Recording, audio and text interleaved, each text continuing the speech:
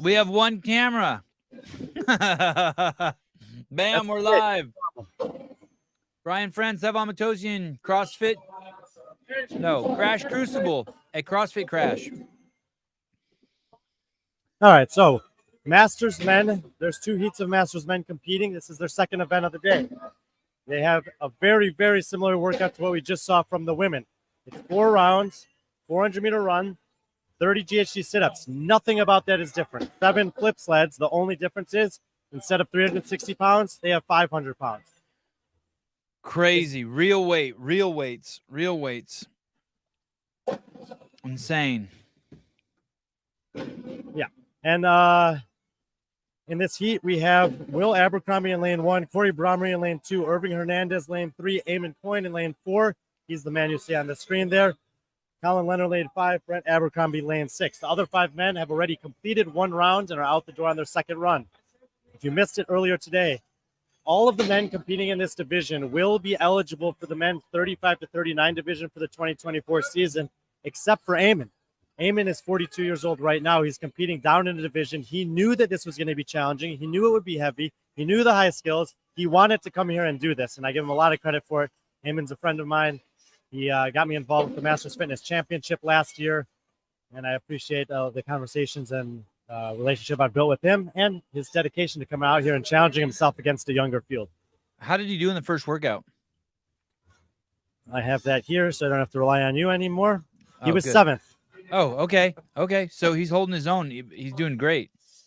Now, let's bring up the Masters men's scoreboard if we can, because this is a great depiction of what can happen in performance-based scoring.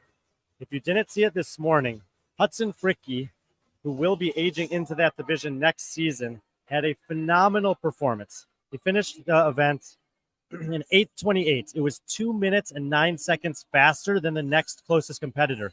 The gap on the leaderboard in a points per placement would be probably 8 with the number of athletes they have in the field. In this case, that 2 minutes and 9 seconds was rewarded by nearly 29 points, as Irving Hernandez, who is in this heat, got second place but only earned 71. You then see a really tight grouping, 71 all the way through Chad Cackard in 8th, who had 41.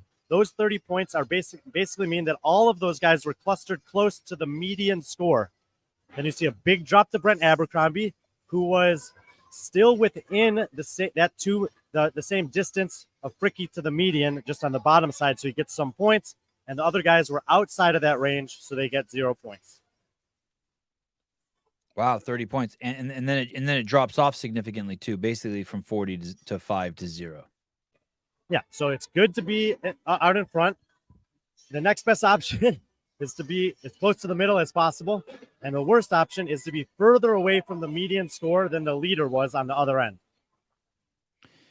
We got a second camera up. That's always good news. For those of you who don't know, we are at CrossFit Crash. This is the Crash Crucible. This is year 4. This is the Masters men going. The Masters and the individuals use the same weight. The females have completed the competition for day 1 already. It's a total of 6 events, 2 events on Friday, 2 events on Saturday, 2 events on Sunday. 7 scored events, 3 on Sunday. I apologize. 7 scored events. Like I said, 4th year, Spartanburg, South Carolina. For those of you who don't know, that's on the east coast of the United States of America. And you're here with Brian Friend, Sevan Podcast, and Andrew Hiller, Souza, and then even it looks like Will Brandstetter's with us, just off to the side a little bit. Hey guys, can we get a quick update on our banner below? It says Elite Men, but this is Masters. Details, schmeetails. Right, in the middle of round number 2 out of 4, leading the way in your screen there is Irving Hernandez. He's currently second place after the event this morning in the division. He's third place amongst this heat and the workout. Heading out the door, you're going to see him running behind you there is Will Abercrombie. He's in the lead after 2 rounds. Corey Bromley in the all black with the headband there comes into this one with a good performance this morning. He sits in 5th place overall, only 14 points behind second place. He's in second in the heat. Irving Hernandez, who is that second place overall athlete, is about 3 flip sleds behind him. Thank you, Cave. Always a positive outlook. The workout is the same at least. Oh, really? So can I go there and just switch the word to masters and we're good to go? Oh, that's good. Irving on his last sled flip in the second round gets that done at the 9-minute mark. We have a 19-minute time cap on this workout. We don't have a benchmark in terms of what's an amazing score for men yet, as no one has completed it or had the chance to. But we know on the women's side that sub 16 minutes was elite, whether you were masters or individual. 3 men are out the door. 2 men are working on their sled. In the all black there is Colin Leonard, a beast of a man. He's moving the sled very efficiently. And in front of him there is Brent Abercrombie. There's 2 Abercrombies competing here, Will and Brent. Will's leading the heat. Brent's currently in 4th. And then in the middle of the floor in the back off the side of the GHD is Eamon Coyne. What's the base weight of that sled when it's just empty? I think, let's see. So I think the women had 25s on each part of it. So that's 100 pounds and it was 360. So it should be about 260. And then do you know how much you can put on that? What the heaviest you could make it? 90 pounds per area. So that's 180, 360 pounds on top of 260. So that should be 620 pounds should be the maximum based on what's written on the flip sled itself. There's Eamon, and he does not look super excited about the flip sled. Is he the first one back in? No. He's the last one working on his second round. Oh, okay.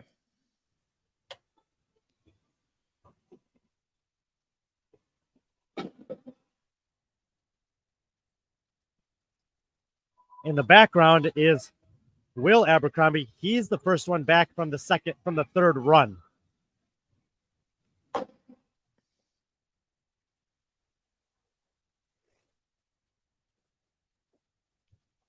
Abercrombie back from that run at the 10:40 mark, starting on his GHGs. Corey Brommery is going to be about 20 seconds behind him. They're battling for the overall lead in this, working on their third set of 30 GHD sit-ups. Eamon Coyne in the foreground working on his second set of 7 flip sleds with 500 pounds on the sled. Did you try lifting that up? I could not do the men's weight. Does it even budge? Well, no. No. All right. You and I together could do it. I don't know. I could watch. I could help direct. It looks so unforgiving. I did talk to some of the athletes who have used the pig before, and the general consensus is the flip sled is easier than the pig. The handles do add an element of built-in grip that the pig doesn't necessarily have. But yeah, it's a difficult movement. 7 reps per round is for a reason, because it's a high demand. We've got 4 men back in off of their third run. Will Abercrombie continues to lead in lane number 1 on the left side of the screen there. He's immediately getting to work on his third set of flip sled. And here we're going to see someone who makes the flip sled look very easy. He's not doing a ton of work off the ground. He gets it into the hip, uses a big hip drive. Watch this explosion hip movement to get that up and over. And there he goes. Corey Brommery is going to be behind him, second off the GHD. He'll have 4 rep deficit on the flip sled to attempt to make up. Irving Hernandez and Brett Abercrombie both working on their GHDs as Colin Leonard heads back in the building as Eamon Coyne headed out the building. One more flip for Will Abercrombie here, and then we'll have about 13 minutes on the clock as he heads out the door for his final run, 6 minutes to the time cap. I was imagining one of those flips teetering into the crowd and landing on someone's lap. There's Jamie Latimer in the Stars and Stripes. I talked to her during the break. She told me that before this competition, she had never done a pegboard and she'd never done a flip sled. So it's a couple of firsts for her today. The handstand ramps will be a first for her as well this weekend. And she was very happy with how things went, all things considered today. And she wanted me to make sure to mention that the Masters ladies are badass. Yeah, they are badass. And I was wondering if we were going to see any men use the underhand grip, and here we got one over here on the lane furthest from us, the guy with the black bandana on. Corey Brommery done with his third set of flip sleds, heading out for his final run at the 13:40 mark, so he's about 45 seconds behind Will. Irving Hernandez coming in second place overall after this morning's workout, and he's using all the leverage that he can there to get underneath the sled and flip it over. He's got one flip to go before heading out on his final run.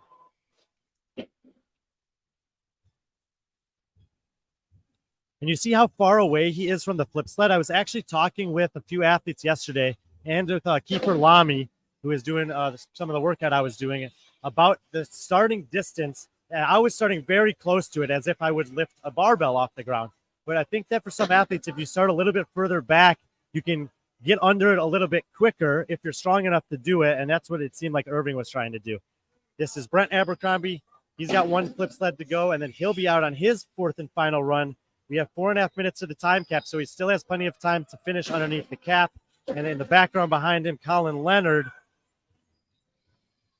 is setting in on his third set of flip sleds. Jeffrey Birchfield, the FS 100 flip sled, unloaded 190 pounds with a max load of 690 pounds. Thank you for the copy and paste. You're a good dude for doing the research.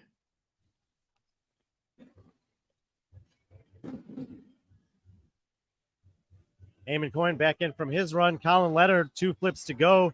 And we're doing the 360 panoramic view. Will Abercrombie back inside at the 15:15 mark. He's got 30 GHDs and 7 flip sleds to go. And he's going to try to set the time to beat with one more heat of Masters men remaining. This work, 30 and 7, 30 reps on the GHD 7 flip sleds with urgency in the final round, can be done in about 90 seconds. If he's able to do that, he can set an early time of under 17 minutes. We did have a handful of people under 15 minutes on the women's side, or under 16 minutes, excuse me. But as we saw this morning, sometimes with as good as the women have gotten and the slight changes in weight for the men, or dramatic changes in some cases, the women's times are sometimes a little bit better. Hey, will there be cuts? No cuts. How is he going to run 25-minute heats? Same way. Are you already excited for that? Oh, pumped, dude. Pumped. Can't wait. It's only 15 of them.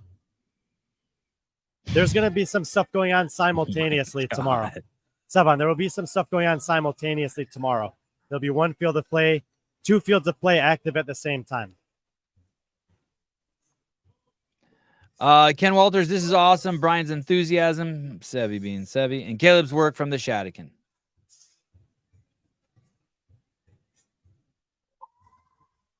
I'm already trying to come up with an excuse for why we can't do Masters tomorrow.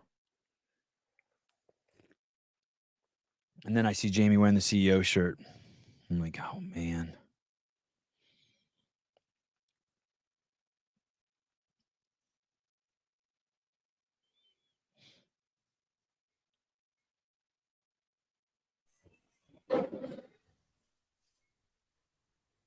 Will Abercrombie in your screen here, working on his final set of flip sleds. He's going to put up the early time to beat in first heat of Masters. 17:20 on the clock currently, 2 flips to go. Nobody else has even started this round of flip sled yet. And with the last sled there, 17:29 for Will Abercrombie. That'll be the time that Heat 2 attempts to chase down. Will had a 0 on the board this morning, struggled on the pegboard. So that's big for him, as he'll have probably a pretty solid time here in the second event of the day. Corey Bromery, on the other hand, was 5th place this morning, and he was within touching distance of second place Irving Hernandez. So Corey Bromery off to a great start on day 1 here in the Masters men's division.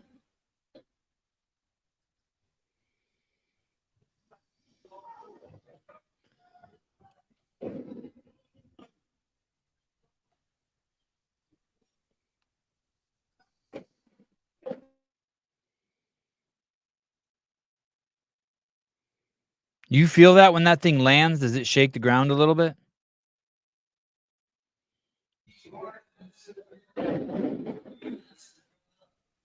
Bromery done just underneath the 18:30 mark. Irving Hernandez, middle of the floor, looking to finish underneath the time cap. We have 15 seconds to that. He's got 2 flips to go. It's going to be tight. Brent Abercrombie working on the flips as well, but Irving Hernandez battling the clock here. He gets it done 18:54. Solid finish to day one for Hernandez, second place this morning. And Abercrombie gets 5 out of 7 flips done. Brent Abercrombie, that is, in the last outside lane there. You see him coming up 2 reps shy of finishing as well. Leonard had finished up on the GHD, and Eamon Coyne was in the middle of I think he just gotten back from the run, maybe. David Johnson, I appreciate you for streaming this for those of us who are underserved and marginalized. Not a problem. My pleasure to do that, always.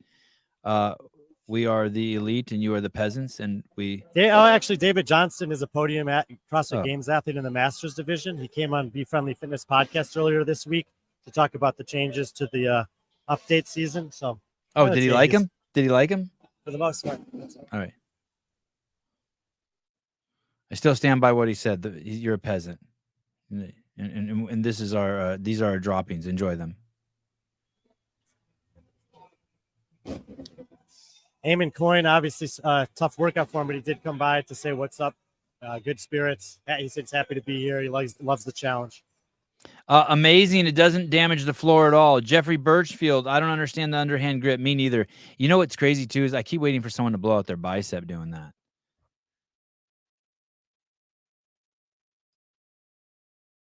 Is there an address to send money to Coach James? GoFundMe donates to BLM. That's an interesting point.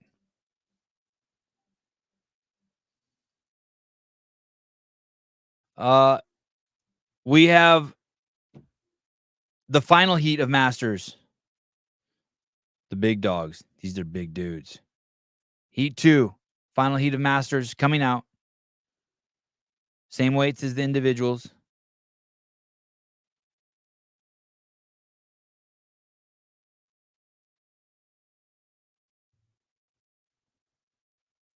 I think the leader is in this pack. Who is the leader of the Masters? Hudson Freaky?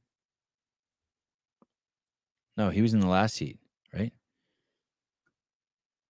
Brian's gone. That's why we don't know anything. Elijah Muhammad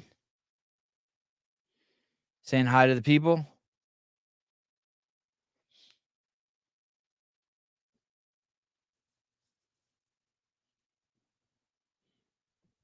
That guy is huge.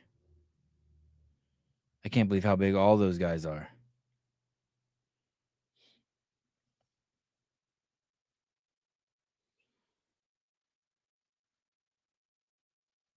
Let me see what happens if I let a little sound in. Oh, I can't unmute him. Sorry. Can I unmute you, Souza, or no?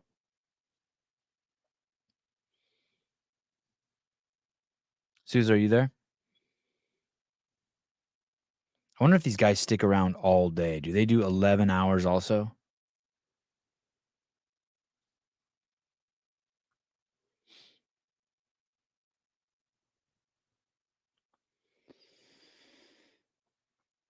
Heat 2, Masters Men, Crash Crucible at CrossFit Crash. If you would like to support the people who make this possible, you can. You can by downloading the GoWad app. GoWad app is born in a CrossFit affiliate and designed for the community. GoWad, the leading mobility app. I don't know what that means by leading, but I don't know if that means the most people or the best one, but they say it's the leading one. It was created to allow every athlete to mobilize in a personalized way. Even non-athletes like Sevan can use it. Oh, that's cool. Download the app for free. Can you imagine if it costs money to download the app? Souza, can you unmute yourself so I could hear JR wishing this guy happy birthday? Or not? Anyone? Can anyone hear me? Does anyone want to unmute anything? I'm thinking about doing a live call-in show and just pushing. What if I just put... Wow. Just close up of some abs.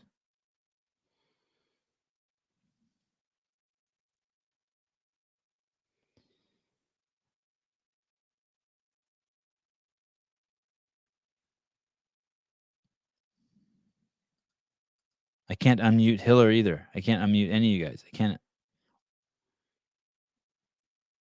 get any ambient sound.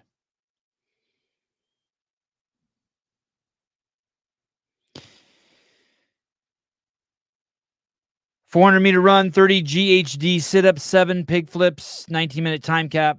The pig is 500 pounds. It's 4 rounds. Many people are not. No, I'm not on mute. Many people are not finishing. Hey, Souza. Hey, I was just going to give you the countdown in a minute. Oh, yeah, I don't need it. I'm not doing the clock. Caleb's gone. Got it. I'm barely alive. Hey, Hey. are people like Colton hanging out there all day? Do the athletes hang out there all day? No, it looked like some of them left and then came back. Okay. Yeah. I think after that last heat, they cleared out, and some of them are just getting back, like now. All right, because this isn't sustainable. Yeah, I know. Yeah, you know, right? Yeah, are you dying? Yeah, I'm fasting. Yeah, that's weird. Yeah, when are you gonna eat? We got this heat and 6 more. Yeah. Yep. 6 more heats at 19 minutes a pop. Yep. Plus we got 2-minute transition. 6 after this one. Maybe we should not do 2 heats like the first 2 heats. Agreed. We need a debrief. I got a couple different ideas and suggestions I think will suit us well tomorrow. Tomorrow, okay. Yeah. Yeah, we got a couple people working on overlays for us too, so we give the sponsors a little more love. Yeah, we'll get it dialed in. Okay, and Caleb won't be here tomorrow, so it's just all on me, and I can't do shit. We could get my laptop up, and we could get somebody here to help out. Oh, that would be dope. Maybe Will or something like that could figure it out. Oh, Will would be amazing. Yeah. I'll ask him. All right, Sevan, I'm back. Oh, hey, I didn't even see you. Where'd you go? I didn't even notice you were gone. Oh, thank you. That's such a nice compliment. Yeah. It's how good the event is. It's a compliment for JR. Could you introduce the athletes in the final heat? Of course. Not by name, by number. Okay. Perfect. That's what everyone was hoping for. Let's see. Maybe we'll talk about them as they come back inside. That should be sometime in the next few seconds. Chad Kackert, lane number 6, first man back inside. Chad was 8th this morning. Wow, considerable lead here. Easy Muhammad, Mark Hutchinson, Hudson Fricky, Kyle Ruth, and Travis Flanagan all enter side by side. So it's Chad Kackert with about a 12-second lead on the rest of the field in heat 2 here for the Masters men. Which one is Hudson? Hudson Fricky's in lane 5. He's got black shorts and no shirt. Hutchinson is in the green pants. He's to the right of Hutchinson. Okay, and Freaky is the one holding the lead. Hudson Freaky by a large margin, by 30 points after one workout. Correct. Amongst the athletes in this heat, Kyle Ruth has 70 points. He's 3rd overall. Mark Hutchinson has 60 points. He's 4th overall. Easy Muhammad with 53 points comes in 6th after the morning event. Kackert, 41 points, and Flanagan is hung up on the pegboard, one of 3 athletes in the field who got a 0 this morning.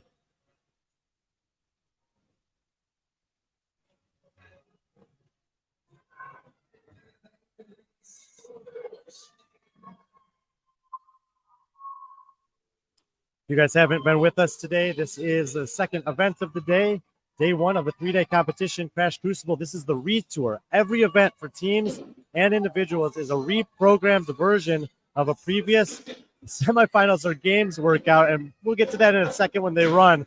Mark Hutchinson, man, he is crushing this. No effort at all required to get that thing off the ground. It looks like he's walking the thing down the floor.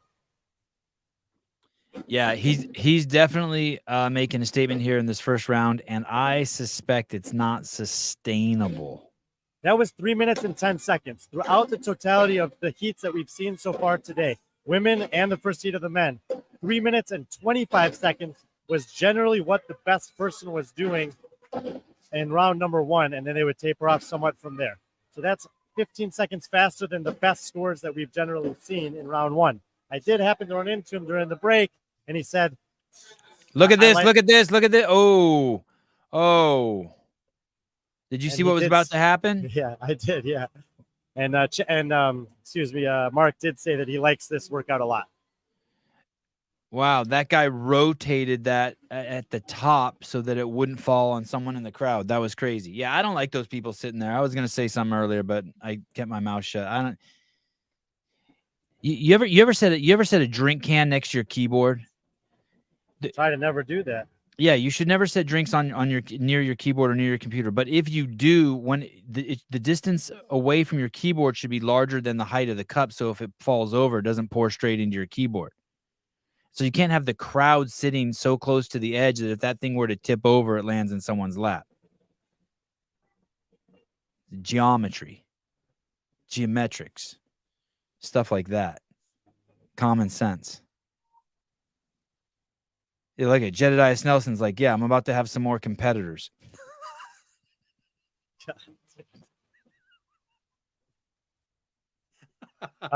Anyway, as we were saying earlier before they Brian went on did the laugh. Brian did laugh. I can see him. He did laugh. Jedediah, Yeah. don't think he didn't. This is a 4-round workout reprogrammed from the 2016 regionals. It has 4 rounds, 400-meter run, 30 GHD sit-ups, 7 flip sleds, 500 pounds, and Mark Hutchinson just under 2 minutes on the run. I don't think that he's looking at the run as the place where he's going to win this workout. That's just about maintenance. Cruise on the GHDs and dominate the sled is going to be the recipe for him. Elijah Muhammad, probably not happy with the 6th place this morning, currently 2nd in this heat, and he's taking a look back as Kyle Ruth, Hudson Fricky, Chad Kackert all enter the field of play about 10 seconds behind him. Travis Flanagan entering as well, and once he gets down to his GHD, we'll have all 6 men on their 2nd round of 30 GHD sit-ups.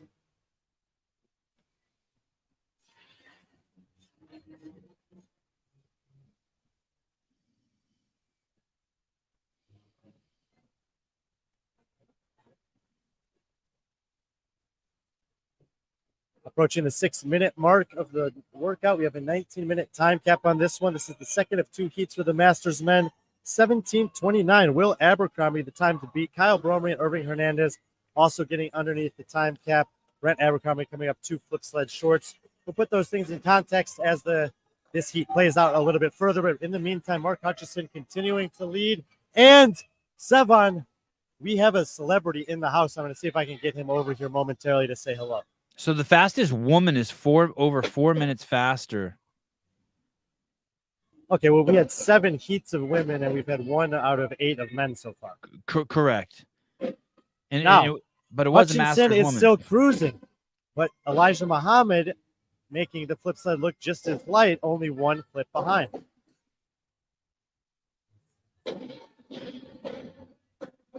Yeah, wow. And these guys in this heat are kind of showing us. Oh, my God. Hutchinson out the door underneath 7 minutes, so he's still on a good pace. Easy Muhammad moving with a little more urgency out the door. He's about 5 seconds behind him. Those are your leaders. Hudson Fricky, the overall leader for the competition, fending off Kyle Ruth, who comes in 3rd place overall by 1 rep on the flip sled. Fricky out the door at 7:15. I wonder if the way he flipped that over and it almost hit the pole, that steel beam. I wonder if it hits that steel beam, bends it, and compromises the integrity of the whole building. JR's got to move locations after that. Kyle Ruth in the foreground there. He's heading out 4th in the heat. Comes in 3rd place after this morning's event. There's Travis Flanagan on screen, winner of the Masters Fitness Championship a few weeks ago. Chad Kackert in the hat and seafoam green shorts. First off the first run, but 5th in the heat currently. He's out the door at 7:45, about a minute behind the leader, Mark Hutchinson. Flanagan out the door as well, and all 6 athletes are on their 3rd run. And if we can come to my screen here real quick, Sevan, Let's the see. celebrity of the weekend. Will Brandstetter. This one right here. Oh, Pedro, what's up, buddy? In from overseas. You were talking about the person who made the longest trip to get here. An excellent allocation of resources was how Sevan. Not. I'm gonna call your wife and talk to her about that. Oh, and we have another member of the gang joining us. Say hello to Sevan. Taylor, what's up, dude? Hey, Sevan. Hey, what's up, buddy? How are you? Good to see you. You won't be able to hear. I liked it how he put his ear on the microphone, though. That was cool. E for effort. Hey, there was a belligerence to the way Hutchinson flips the sled that like you can't have unless you're strong as shit, unless you're a Clydesdale. Like you can't be belligerent with 500 pounds unless you can be belligerent with 500 Muhammad pounds. overtaking Mark Hutchinson on the third round on the run. 9 minutes have gone by on the clock. They're both still on pace to potentially take down Abercrombie's time. You said that Mark Hutchinson's 3-minute pace was unsustainable, and to this point, you've been very, very much proven right. Yeah, I wonder what's going to happen here. I wonder if Elijah Muhammad sped up or if he slowed down on that lap. Well, considering the first round took him 3 minutes and 5 seconds, and the next two rounds combined, the next round plus one run took him over 6 minutes, I think he slowed down. And then there's currently the first place leader of the Masters competition joins them in third place, Hudson Freaky. Yeah, and walking down the competition floor in all black, about to enter frame, is Kyle Ruth. Chad Cackert jogging into the building is going to catch up to Ruth. So Cackert and Ruth will be getting to the GHD sit-up at about the same time as you see Cackert enter the screen right there and actually making an adjustment, sliding his GHD one notch closer. That no one else has used that, so he's deciding to make an adjustment to the distance from his feet in the middle of the workout here. Look how far his ass hangs over as opposed to Freaky's ass that isn't even close to hanging over. Correct. And there's been a lot of controversy over the last year or two about what the standard should be. Neither one of these is how a GHD sit-up would be coached in the level one. Elijah Muhammad, 2 flip sled lead over Mark Hutchinson. They're the leaders in this heat. They're also ahead of the pace time for Will Abercrombie, who has the time to beat from heat number 1. Both of them looking to make a move after taking 6th place for Muhammad and 4th place for Hutchinson in event 1 this morning. Fricky, the overall leader, is lurking just behind them. Muhammad with 2 reps ahead of Hutchinson. Hutchinson with 2 reps ahead of Fricky. Muhammad done 10:49 on the clock as he heads out for his final round, and he's looking to take the overall win here. Now, knowing what Fricky was able to do, gained 29 points against the field with a dominating performance earlier today, Muhammad has every incentive that he can to try and do something similar to the rest of the men in this heat right now. Hutchinson out the door about 25 seconds behind Muhammad. Fricky's going to be only about 8 seconds behind that. They're the top 3 in the heat, and all 3 of them on pace for a top 3 finish relative to the entire Masters men's field. Can Freaky run them down? I mean, obviously not on this lap, but in this event. I think there's a chance he can catch Hutchinson. Easy looks like he's moving pretty well. I would be surprised if he's able to catch Muhammad. Kyle Ruth, far side of the screen, 1 flip to go. Chad Cackert on the right side of the screen, 2 flips to go. Then they'll be out the door for their final round. We're just approaching the 12-minute mark. Flanagan in the background also on his flip sides here. So everyone in this heat is poised to finish this under the time cap. Ruth out the door, 1 to go for Cackert here in the foreground, and he's going to be out the door as the clock ticks past 12 minutes. Flanagan, 2 reps to go in round number 3. Someone explain to Ivana what happens when the camera goes outside, please. Flanagan done, 12:20 on the clock. All 6 men are on their final 400-meter run. 4 rounds in this one, and we see Fricky going by on starting his second lap as Flanagan heads out for his first. Mr. Conway, he can catch them. Hudson Freaky can catch them on GHDs. Watch the cycle rate difference.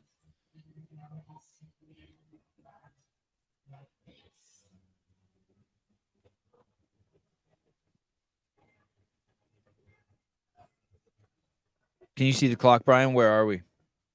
12:50, and I was just about to say we should be expecting Easy back inside any second. There he is, tags the lane marker on his way by. 30 reps and 7 flip sled, 30 GHGs and 7 flip sleds to go. We expect in the neighborhood of 90 seconds here. The 13-minute mark's on the clock. Even if it takes him 2 minutes, we could see a male Masters time faster than Caroline Klutz's female Masters time, which was faster than all of the elite individual women's time. And here, this is a good shot of what Adrian was talking about. Easy is smooth, but he's not super fast on a cycle right here. Both Hutchinson and Fricky are coming down the floor side by side, and we'll be able to get a shot right here from Souza, and you can see the cycle rate difference that Conway is referring to. So Freaky has caught Hudson, And at Yeah. this rate, he's going to be second place. Yes, that seems likely. None of these guys have struggled too much with the flip sled. And you can see there that he's probably about 2 or 3 reps ahead of Hutchinson already at the 10 rep mark. The time to beat 17:27. We are at 13:57.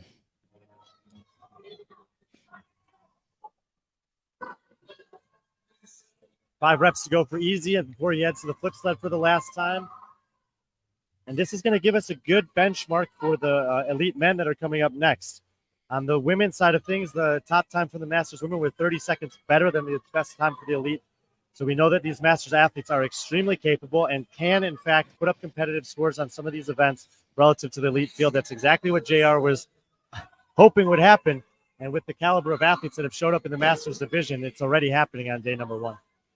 With 5 reps left, Elijah Muhammad took a break on the GHD. And this is a perfect example of performance-based scoring. There's no doubt in his mind that he's winning this event. But he knows that every second that he puts between him and everyone else is more points that he puts between them and him on the leaderboard. 1 rep to go, and he's going to get it done under 15 minutes. Elijah Muhammad, first finisher, male or female, under that time period, 14:56 for easy. Hudson Fricky with a 2-rep lead over Hutchinson. Both of them still over 2 minutes ahead of Abercrombie. So that time that Easy was trying to set, if these guys finish very close to him, he's not going to gain that many points relative to them, even though he might against the rest of the field. 15:18 for Fricky. Hutchinson is going to be right behind at 15:22. All 3 of those men should be earning big-time points on this one. Kyle Ruth making his way back down the floor. He's put a little bit of distance between him and Cackert, but while Ruth was walking, Cackert is running, and Ruth's going to have a 1-rep lead as they both are within touching distance of the finish here. 7 reps to go for Cackert, 6 for Ruth. 15:45 on the clock.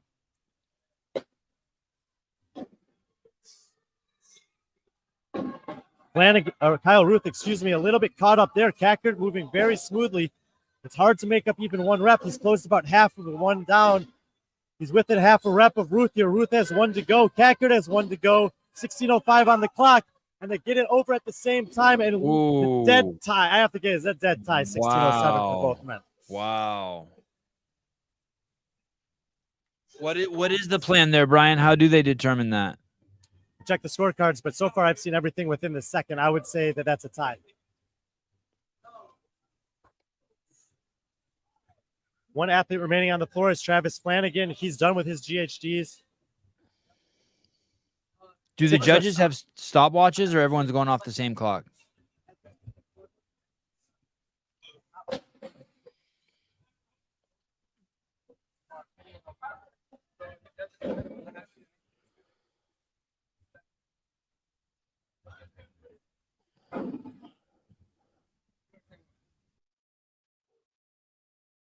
I don't know. Did Hutchinson just touch his sled?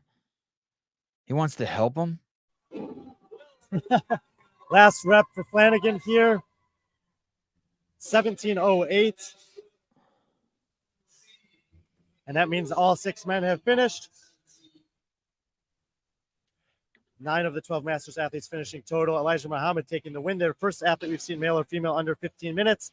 We're going to reset the floor for the elite individuals. Same floor layout, so we'll be back to start that one at 5:21. 3 minutes.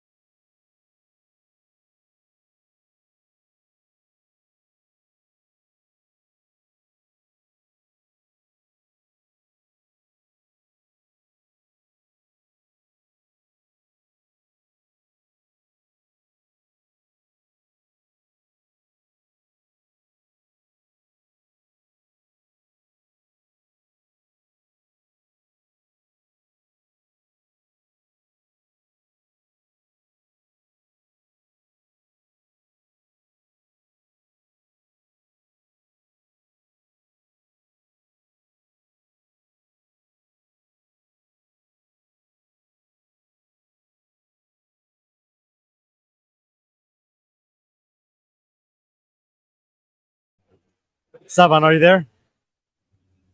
I am here. I just sent you the heat schedule for the remaining heats for the day, with the men's individual elite division. We just had a little debrief with J.R. Howell, and I want to tell you about what happened, if you don't mind. Please, please, please.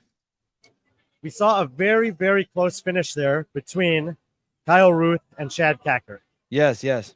Throughout the course of the day, every scorecard that we've been collecting shows 1 second increments, not tenths of a second or hundredths of a second. We have no chip timers, throwdowns, buzzer systems, or anything like that.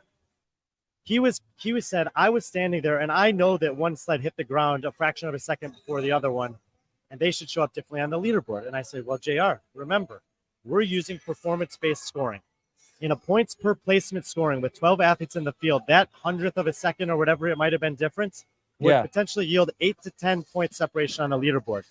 Even if we recorded them as 1 second different, in the performance-based scoring, it would be less than a point separating their scores on the leaderboard. And if you think about their relative fitness, half of a point difference for half of a second difference makes a lot more sense than 8 to 10 points difference when they were that close in terms of their performance in the actual event relative to their competition. So basically another reason why it's so effective to use this scoring method. That was a great case study in real time of where this system can pay off in terms of evaluating relative fitness, which is what the scoring system calls for, performance-based scoring, in a real life setting. Now, I also told JR, I said, well, let's just see what the scorecard said. And they both said 1607, so we're entering them both as 1607. Given the fact that we've scored everyone else to the second today, that makes perfect sense. Their scores, even if it was 1607 and 1608, would be marginally different. I mean, less than 1 point difference on the leaderboard either way.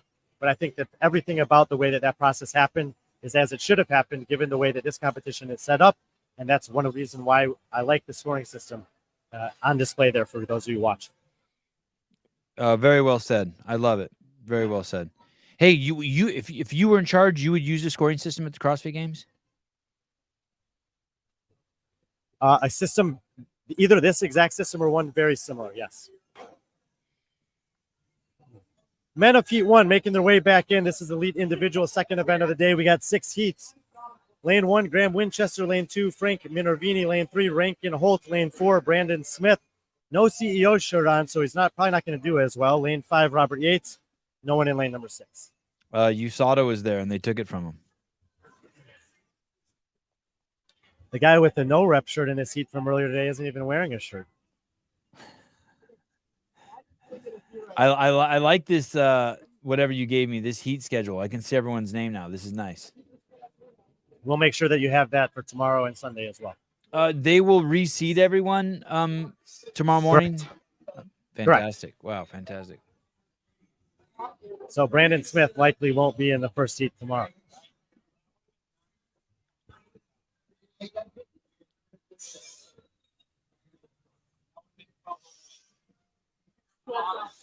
Speaking of Brandon Smith, he was 6th place this morning as best amongst the men in this heat. Robert Yates, 17th. Frank Minervini and everyone else in this heat actually got a score of 0. And as we learned, Brandon Smith trains with Adrian Conway, firefighter. 11 men got 0 points this morning. That's nearly a third of the field. And that's something that people who are questioning this scoring system might not like.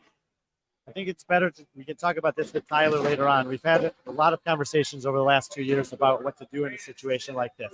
In the meantime, Brandon Smith leading the way out the door for this heat.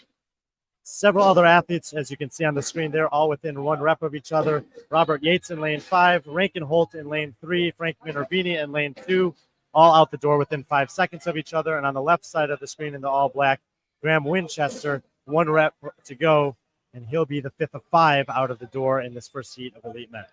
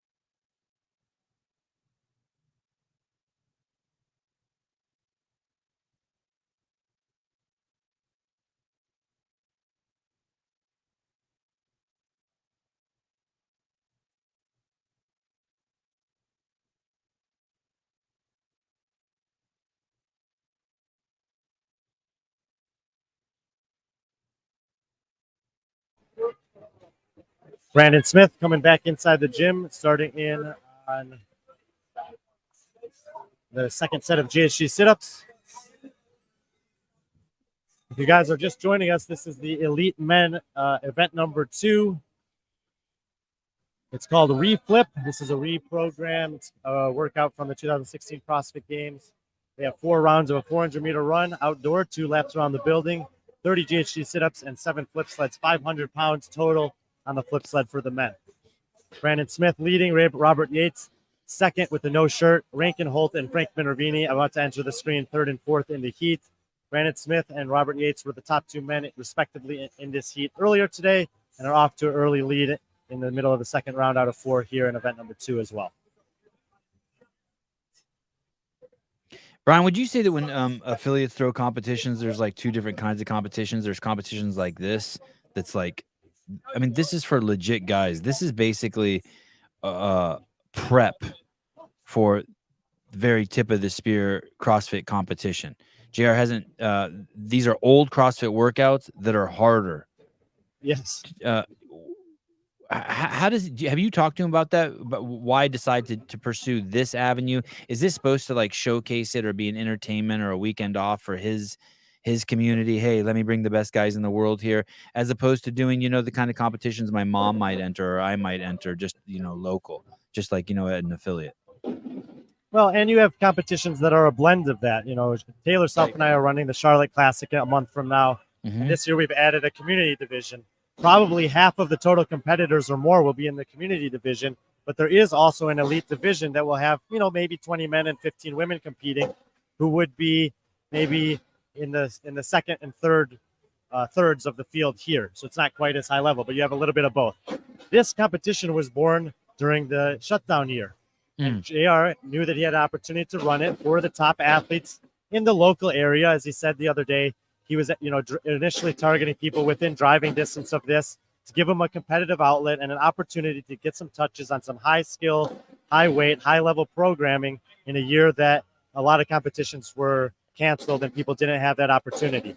He had a lot of success that first year. He had some big names show up.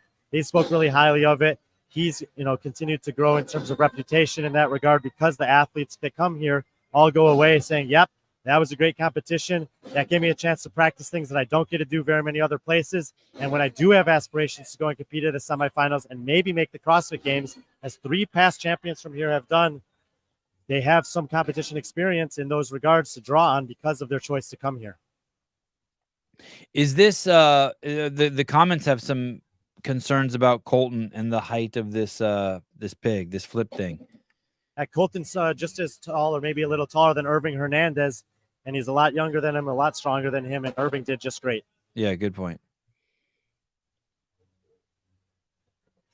And the other thing is, quite frankly, if you are a fan of Colton Mertens and you are questioning him in any way at this point, you're not a fan of Colton Mertens. That guy finds a way to overcome any and every adversity. He will never make an excuse on behalf of anything, from his work to his height to anything else that could be in his way. All he does is go to work, grind, and find a way to make things that appear to be impossible possible. And he is, for a very good reason, motivational and inspirational for maybe as many CrossFitters as anyone in the sport right now. 18th fittest man in the world, correct?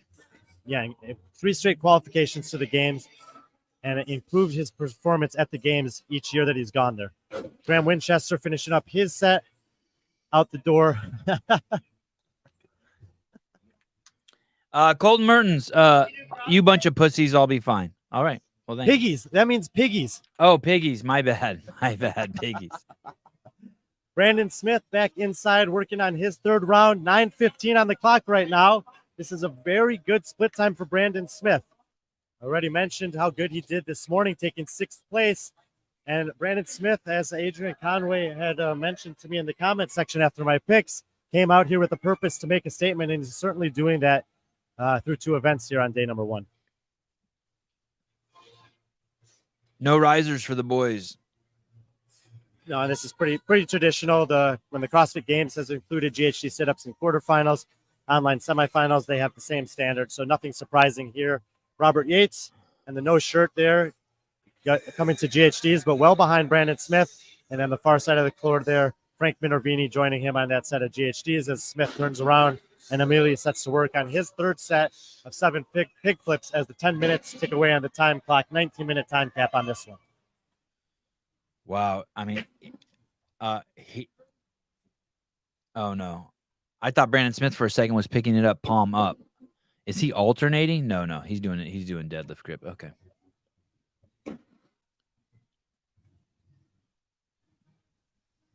Smooth tempo on the first 6 flips. 1 to go here with 10:30 on the clock. He'll be heading back out the door.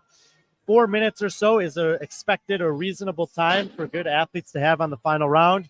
If that's the case, he could be setting an early time to beat here of under 15 minutes. And while we saw the women have much better scores than the men earlier today, the men are showing their proficiency here.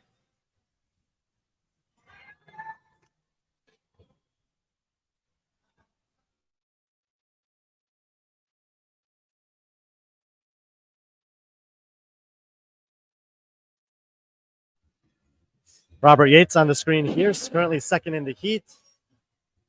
Yates had a 17th place performance this morning.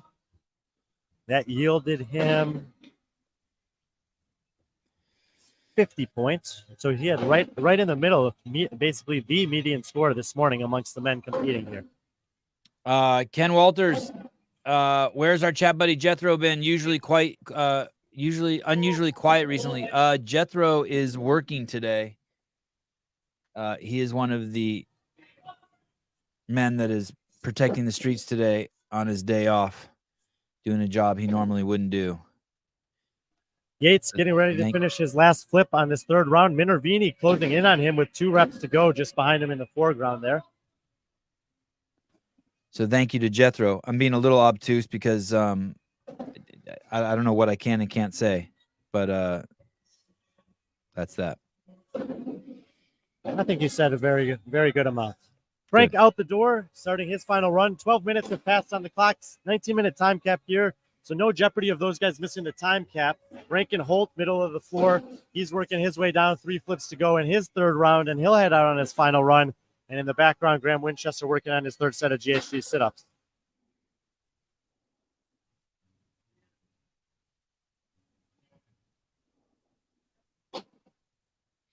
As Holt's finishing up, we have Brandon Smith coming back in. Rankin Holt, 24 years old, renewed strength, CrossFit, 491st in the quarterfinals this year. It's his first time out to Crash Crucible. Great to have him here. We got a bunch of first-timers here this year, including Brandon Smith, who's back inside the gym working on his last set of GHD minutes. He started at the 12:45 mark.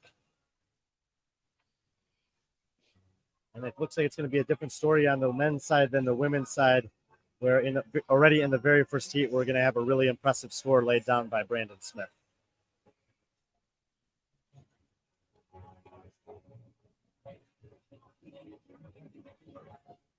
Well, can you see the clock, Brian? Can you tell us where we're at? 13:17.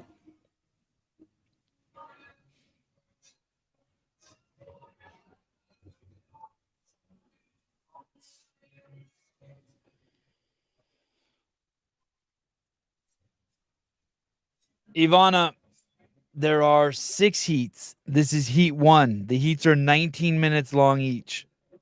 So I would say it's safe to come back in 4 times 20, which is 80 minutes, which is an hour and 20 minutes. 13:50 on the clock as Brandon Smith turns the head back down his lane. With the ease at which he's been moving the flip sled, we can expect about 30 to 40 seconds for this. 14 minutes has now elapsed. He's going to be under 15 seconds. Under 15 minutes, excuse me. Which would be about 3:55. Elijah Muhammad, 14:56 was the fastest time amongst the Masters men. No individual elite women were able to beat Caroline Klutz's score for the Masters women. Brandon Smith is poised to do that here in heat number 1 for the men. 2 flips to go. 14:30 has passed by. Last flip for Brandon Smith. And this is going to put a cap on an incredible first day for Mr. Brandon Smith, 14:35. Wow.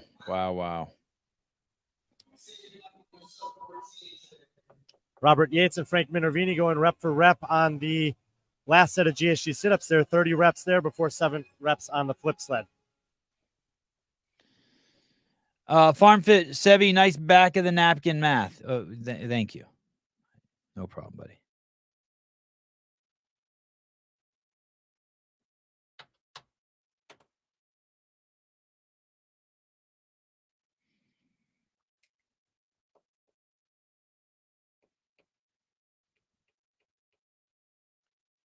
Cam 1 is Souza. That's correct. And Cam H is Hiller. Yates heading back down the floor for his final set of 7 flip sets. 15:30 on the clock. If he can move efficiently here, could possibly sneak it under the 16-minute mark. More likely just going to be over it. Minervini with less than 5 reps to go on the GHDs. And Rankin Holt back inside working on his final set of GHD sit-ups. 3 reps down, 4 to go for Yates. And this is the urgency we like to see at the first heat out of 6. We know in this scoring system that the points can be crazy. And having the urgency and the ability to push at the end of a workout like this, especially a longer one, can pay off big time. 16 minutes has just gone by. 1 flip to go for Yates, and he'll be done with his day 1. 16:08 for Yates. Minervini in the background getting to work on his final 7, and he's moving with urgency as well. As close to touch and go as you could possibly do with the flip sled, wasting no time. That's number 5, 2 reps to go for Minervini as he's getting set to put a close on day 1 of his competition. 16:30 has just passed. Last flip for Frank. Gets a little caught up in the transition there. 16:35, Minervini done with event 2. Rankin Yolton, in the meantime, hopping off the GHD sit-ups, and he'll head back down the floor. Love to see the jog there. 7 reps to go. 2 minutes and 15 seconds to the time cap for Rankin Holt. And we're still looking for Graham Winchester to get back in off of his final 400-meter run. 500-pound pig flips. And Rankin Holt is one of the smaller athletes here. For those that were concerned about that, and he's moving it quite well. He's listed at 5'6", and underneath 170. Wow, 5'6", 170. Basically 3 times his body weight on that sled. This is going to be flip number 6 of 7. 1 flip to go for Rankin. 17:30 on the clock right now. So we've had about a minute intervals between all these guys. 17:33 for Holt, and Winchester right on cue, working on his GHD sit-ups.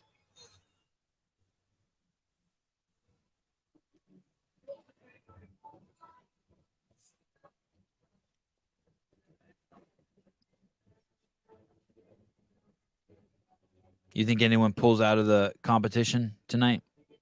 Tonight? Yeah. Unless only in case of injury, and I haven't seen anything to indicate that so far. No, man. I mean, I think that top to bottom, all of the athletes that have come here in every division, they know what they're signed up for. They know what they're coming for, and they want to be here. They want to challenge themselves, and no one wants to be in the last heat. No one wants to be last place. No one wants to get a 0. But all of these athletes want to improve. They've come here for that opportunity to learn, to grow, to go back and reevaluate. Hector Trinta. Brian needs another Brian who can share the data while Brian calls the action on the floor. Great job, guys. Yeah, definitely.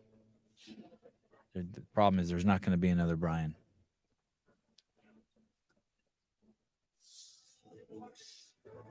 You could get Pedro, though.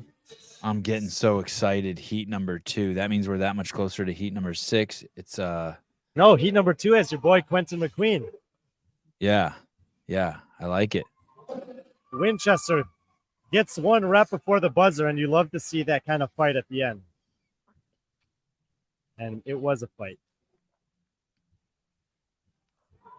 We're 2 minutes away from heat 2. With Quentin McQueen, that's right. How did he do in the last? What place is he in? Tyler's entering some scores right now. Let's see, Quentin McQueen.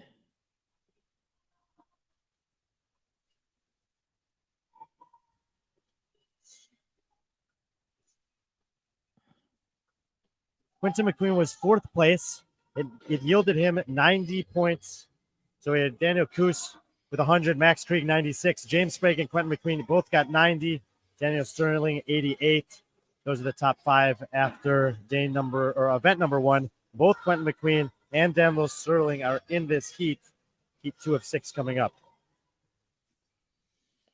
He got 90 points. Yeah, there was, yeah. So as I said earlier, and maybe you didn't catch this, the more athletes and the more tests, the better I think any scoring system will be, but especially the performance-based scoring system. This is our biggest division, the men's elite, so we have probably a more well-tapered scoring system from top to bottom. Quentin McQueen and James Sprague tied the last event. Is that right?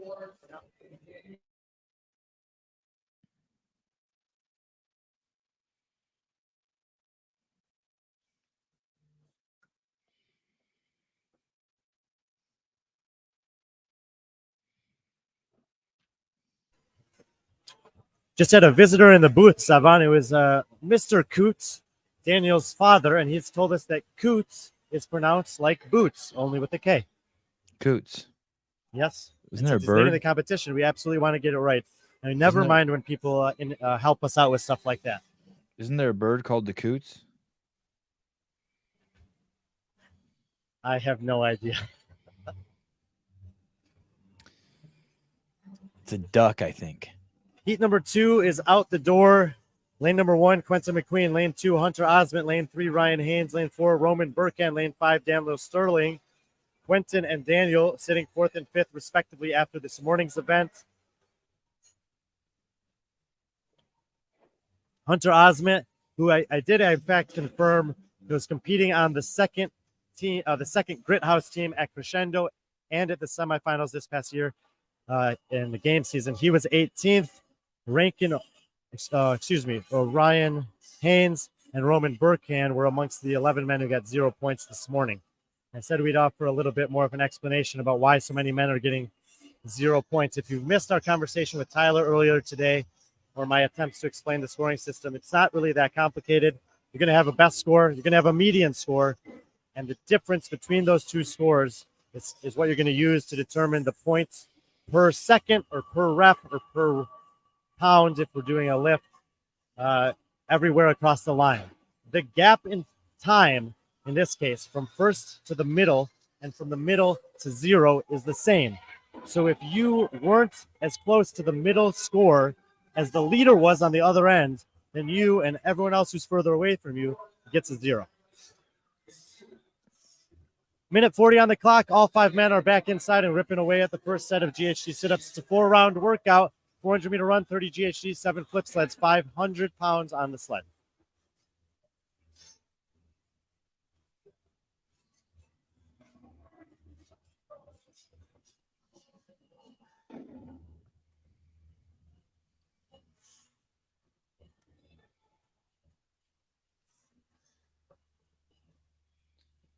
Good? Need anything? Right side of the screen there in the blue jersey is Daniel Sterling, currently 5th overall. Green shirt, Roman Burkhan. Ryan Haynes in the middle of the 5 on the left. Hunter Osment in the tie-dye, and the tank top on the far left is Quentin McQueen, one of the local athletes here at Crash. He's first off the GHD sit-up, but all 5 men are going to be within 5 reps of that. And watch the urgency that he moves the sled with. The guy is an absolute powerhouse.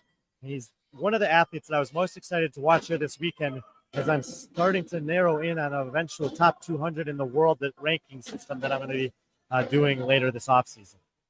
You think McQueen could be on that list? I do. Wow. But this will be the only real data point that we have in this kind of competition. He's out the door in 3 minutes. That's the pace that you said was unsustainable by Mark Hutchinson. It proved to be true for Mark. We'll wait to see if it's true for Daniel. Hunter Osment and Daniel Sterling, for Quentin. Daniel Sterling, Hunter Osment, both out the door 20 seconds after him. Ryan and Roman, 1 and 2 reps away. Roman done. He's out the door at the 3:25 mark. Had been kind of the good time for the top female athletes earlier, and Ryan Haynes slipping a little bit under the flip sled there. Thank you, Cave Dastro, for the waking me up from my nap so I could fix the banner. My voice continues to put you to sleep. I love it. Dude, your voice is fantastic.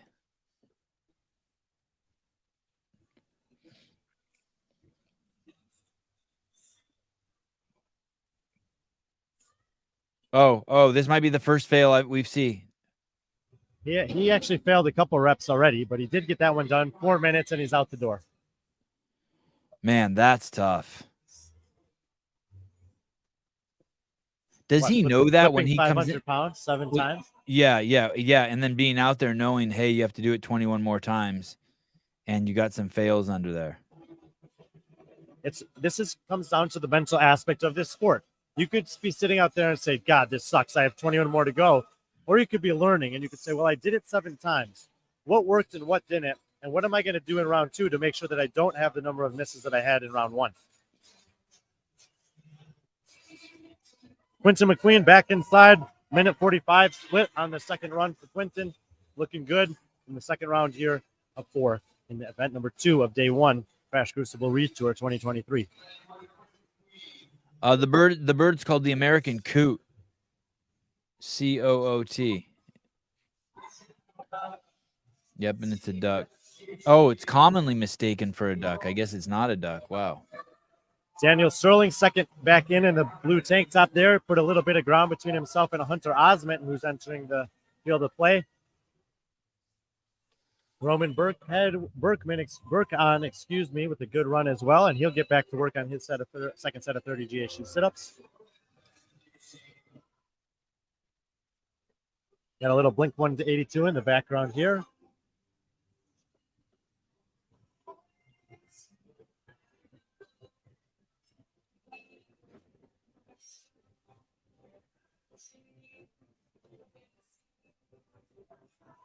Quinton McQueen, 1 minute split for the 30 GHD sit-ups. Excellent. Jogging back down the floor. Love to see that. And he'll get a good look at a man who has a lot of practice and a lot of strength with this implement.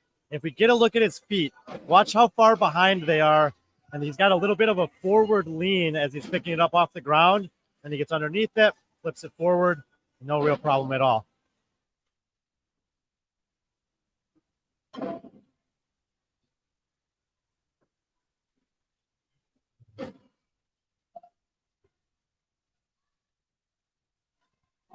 And it doesn't matter really how good you are at these. It seems like almost everyone, except with the exception of the final round, does 5 reps and then slows down a little bit for the last 2. That could be 2 things. 1, you're getting tired. 2, is that you're just taking a quick breather and resetting before heading out for a run. 6:45 on the clock as he leaves for his second run. That's a halfway point of the workout. If he's able to maintain that pace, he could be flirting with a sub 14-minute time here, which we've yet to see. Daniel Sterling in your screen here. He's got 2 flips to go. Sterling, 5th place this morning. Very good start to the competition for him. And he'll be out the door about 20 seconds behind McQueen. Who does McQueen train with? He trains here at Crash. I'm not sure who his training partners are day to day, but he trains here. And there's definitely a big group of high-level athletes here. Hunter Osment out the door, 20 seconds behind Sterling. So we have McQueen, 20 seconds, Sterling, 20 seconds, Osment, and Roman Burkhan's going to be about 20 seconds behind Osment. There's Roman. Get a good shot of him there. And he'll be looking to right the ship after a 0 this morning, and he's on pace to do that right now. A nice steady pace here, 7:40 on the clock as he heads out at the halfway point of this one.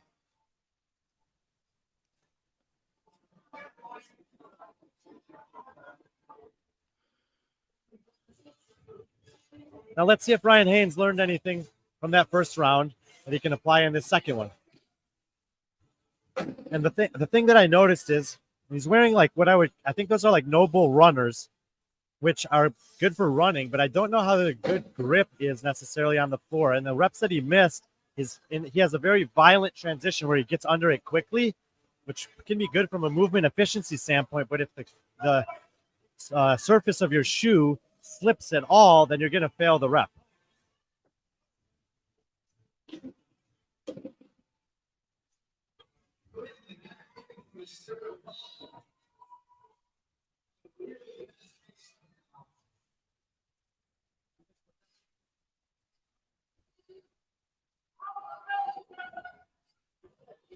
As Haynes continues to work on his second set of flip sled, Quentin McQueen back inside the gym, starting on his third set of GHD sit-ups at 8:45, and he looks as fast on this first set as he did at the third set as he did on the first set.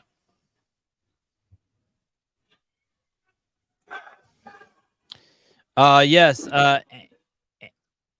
Ann Street, the little one sitting along the sidelines at the line marking, making the trauma nurse in me a little nervous. Yeah, that's healthy. And as Haynes is getting set to finish up, this is his 6 out of 7. Quentin McQueen is closing in on the end of his third set of 30 GHD sit-ups. As he does that, Daniel Sterling gets on the GHD sit-ups. McQueen's about 26 reps ahead of Sterling at this point, and he's going to be getting off the GHD here in 2 and 1 reps. Haynes out the door, the 9:35 mark. He'll probably be one of those athletes that ends up somewhere in the middle of the last set of flip sleds when the time cap hits. McQueen, once again, wasting no time, getting to work on that flip sled. 2 reps down in about 8 seconds. Third one underway. Let's see if he takes that little pause after 5 reps, as we've seen a kind of a trend in that regard with some of the faster athletes in this particular event. What's the clock at, Brian? 10 minutes has just elapsed on the clock, so he'll probably be out the door in that 10:15, 10:20 range. He's got 2 flips to go. If he can hold about a 3:30 pace, he's still on pace to potentially go sub 14. 10:15 exactly as he finishes 3 rounds. So 3 minutes and 45 seconds if he wants to have the first sub 14-minute round that we've seen today. And his longest pause was between rep 5 and 6 by about 1 second, like you said. Daniel Sterling done with his GHD sit-ups at the 10:30 mark, turns around, immediately gets his hand on the flip sled. He's trying to, once again, Quentin McQueen, great, let him go, but he's separating himself more and more from Hunter Osment, and there are still 4 more heats to go. Sterling coming in with the 5th place. If he can maintain this pace in the last round and a half here, he's going to be moving well up out of the second to last heat tomorrow.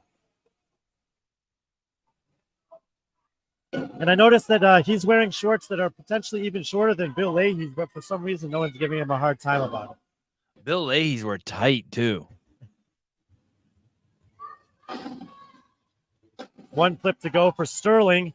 It's going to be about a 45-second split on that flip sled, which is right in that range, 7 seconds or so 8, that we would expect for the guys to do here, what they can move the flip sled well. He's out the door at the 11:20 mark. Hunter Osment on his 5th flip there, so he's got 2 to go. Roman Burkan with 2 done and 5 to go. So the gap between Sterling, Osment, and Burkan remains relatively similar, and McQueen continuing to pull further and further away. 11:40 on the clock for Osment, so no ground gained or lost between Sterling and Osment in round 3. 20 seconds at the end of round 2 and 20 seconds exactly at the end of round 3. Ryan Haynes coming back into the field of play. He'll head to the GHD sit-up. Roman Burkan, 1 final flip here in his third round, and that's at the 12-minute mark, so he's lost about 5 seconds to the 2 guys ahead of him, but still relatively similar margins to what we saw at the end of round 2. As he leaves, McQueen comes back in, starting his last round with 12:10 on the clock. Why did that guy get sent back as he tried to leave? Did he not touch his doohickey? Oh. Correct. That's Mrs. Taylor Self over there, Lizzie, and she's making sure that all the athletes touch it on the way in and the way out. Quentin McQueen, once again, ripping through this set of GHD sit-ups, like extreme sense of urgency. And you asked earlier, is it worth sending it here at the end of day 2? And I would say absolutely. And in Quentin McQueen's case, he has a built-in advantage that maybe was unpredictable. Because he's competing in the early heats, and because this workout takes so long, he's going to be done at 6 o'clock local time. The top heat of athletes won't start for 80 minutes after that. Then they have a 20-minute workout. He'll be home, showered, eating food, and possibly asleep by that point if he wants to, and have an extra 2 hours maybe to recuperate before he has to join them in one of the top 2 heats tomorrow. So the time to beat is 14:35, and McQueen Correct. can beat it. He can beat it. Absolutely, he can beat it. There's only 13:20 on the clock right now. These slip flips are taking him about 35 seconds to do. So unless he slows down dramatically, we've seen absolutely no sign of that. 13:30 has just passed. This is his 3rd of 7 flips. There are still 4 heats to go, especially in this scoring system. He's going to want to get as many points as possible between anyone else that he has something to say about it Rick Jones flirting with danger there. One more flip for McQueen. 13:45 has just passed. And Quentin McQueen, 13:49, sub 14 minutes. Another big celebration on the floor. And you cannot ask for a better day one for the young man from CrossFit Crash. Did he say, "This is my house, get the fuck out"? Something like that. Yeah, I love it. God, I love it. Sevan, I'm going to step aside for just a minute. I'm going to see if I can get a guest to come on for the next heat. Okay, I'm going to try to go to sleep.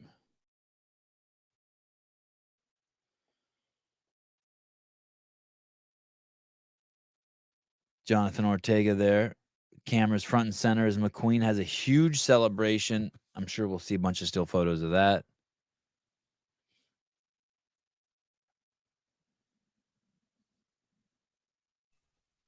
Are you sleeping? No. Good.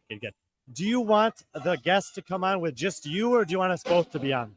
Both to be on. I got nothing. I got no steam. I got no steam in the tank until I feel like telling Steve McQueen, doing the Steve McQueen dance. This is my house. Get the fuck out.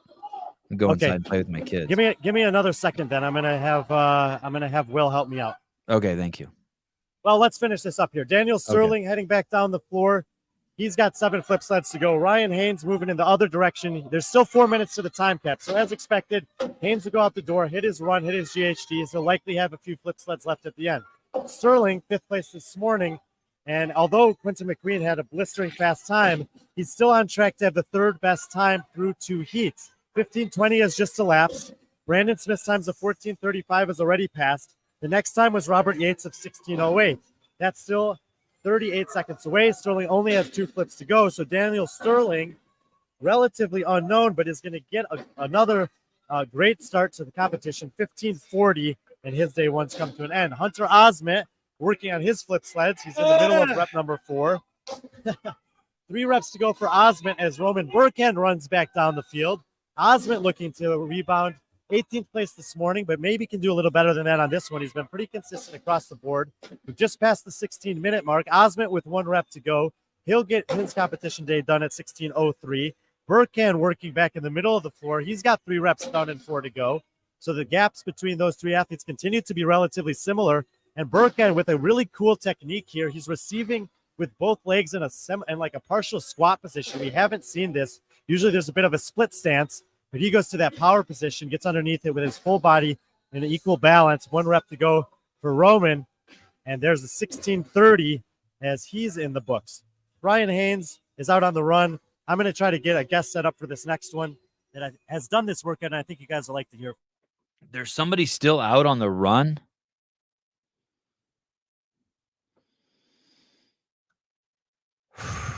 Sevy needs some meth. That would be a good place to start.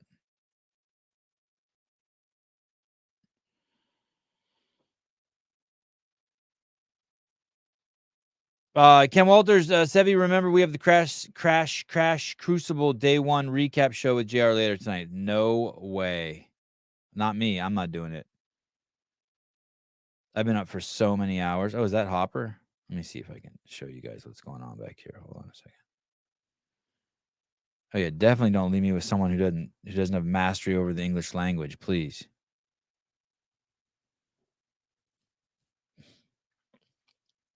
Look at this guy.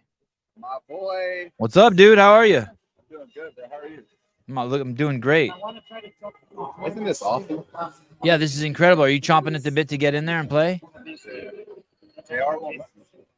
Oh, really? Are you banned from this? Yeah, I am. I tried to. Not kidding. I wouldn't let myself. And why is that? Just close to roads. Just want to be the wise. Can you hear me? Can't even hear Yeah. myself. Yeah, barely. I can't hear you so good. I don't know. Oh, it's that microphone. Here's the mic. Oh, here we go. Oh, yeah. Oh, yeah. Nice. Hey, you look good. Thanks, dude. Yeah, you look. Repping Dale Earnhardt. When do you go to Rogue? 22nd, maybe. Have you done all these work? No. What? Is it working or no? Yeah, I it's think so. working. Yeah, it's working good. It's working good. Hey, have you done all these workouts? Yes, I have. And talk to me. How is it? They're awesome. Well programmed, well designed, balanced. They're fun. When you see these guys doing these workouts, do you see the places where they're slowing down? You're like, yep. Or where they're speeding up? You're like, yep. I know exactly what's going 75, on. but I I know don't know exactly which what you're doing. Yeah, absolutely. There's different parts of there's different moments in the workout where separation happens, and that's like where I guess the elite are come out and play the most, and that's where this obviously that's where the separation happens. And a lot of these workouts are towards the end. But yeah, there's obviously like in the pegboard workout, it's all about the last 2 pegs into the ski, or the ski into. Hold on, someone's talking to me. It's all about like the last 3 pegboards for that workout, and then this one's all about the run. And so there's obviously opportunities for the elite to separate. 500 pound pig, is that heavy for you? Not really. You would just flip it over just like the best guys were, just like Yeah, a yeah, domino, yeah. over Yeah, and yeah, over and over and over. If the guys that were stopped by the pig, that's bad, right? Because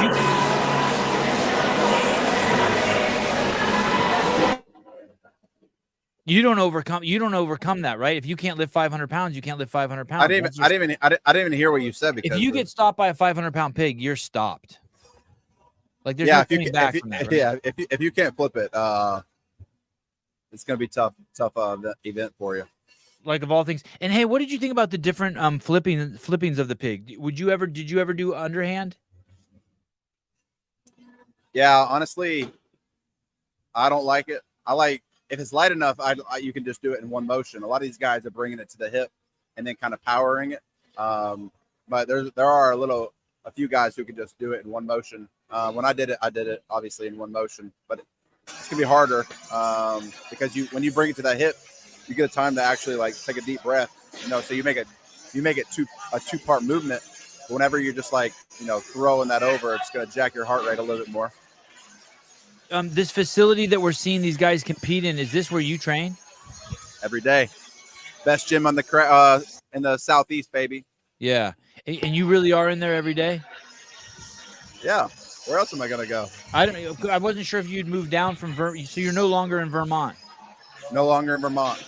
Good to be home. I know previously when I talked to you that family was really important to you and you wanted to stay close to your family. So you're loving that. Yeah, family, friends. There's a lot of people in the gym that I wanted to be closer to. JR is one of them. It's just good, better for my soul.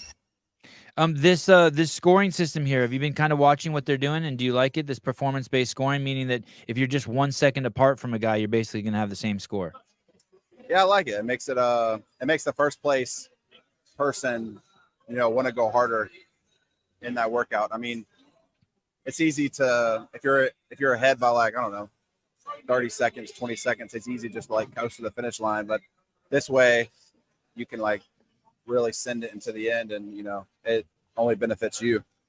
You ever train with this McQueen kid? Quentin McQueen? Quentin, that's my boy. He just won and said, "This is my house. Get out." Yeah.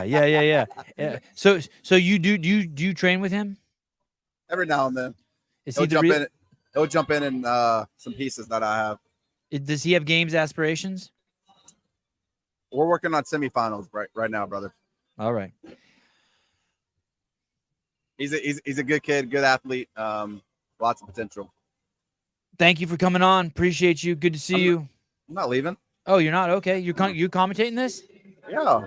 Well, shit. Let's do it then. I don't know who's competing right now. Give me a list of names. Look at us. I'll give you the rundown of the here we go in this heat. What are you doing? He's hanging out.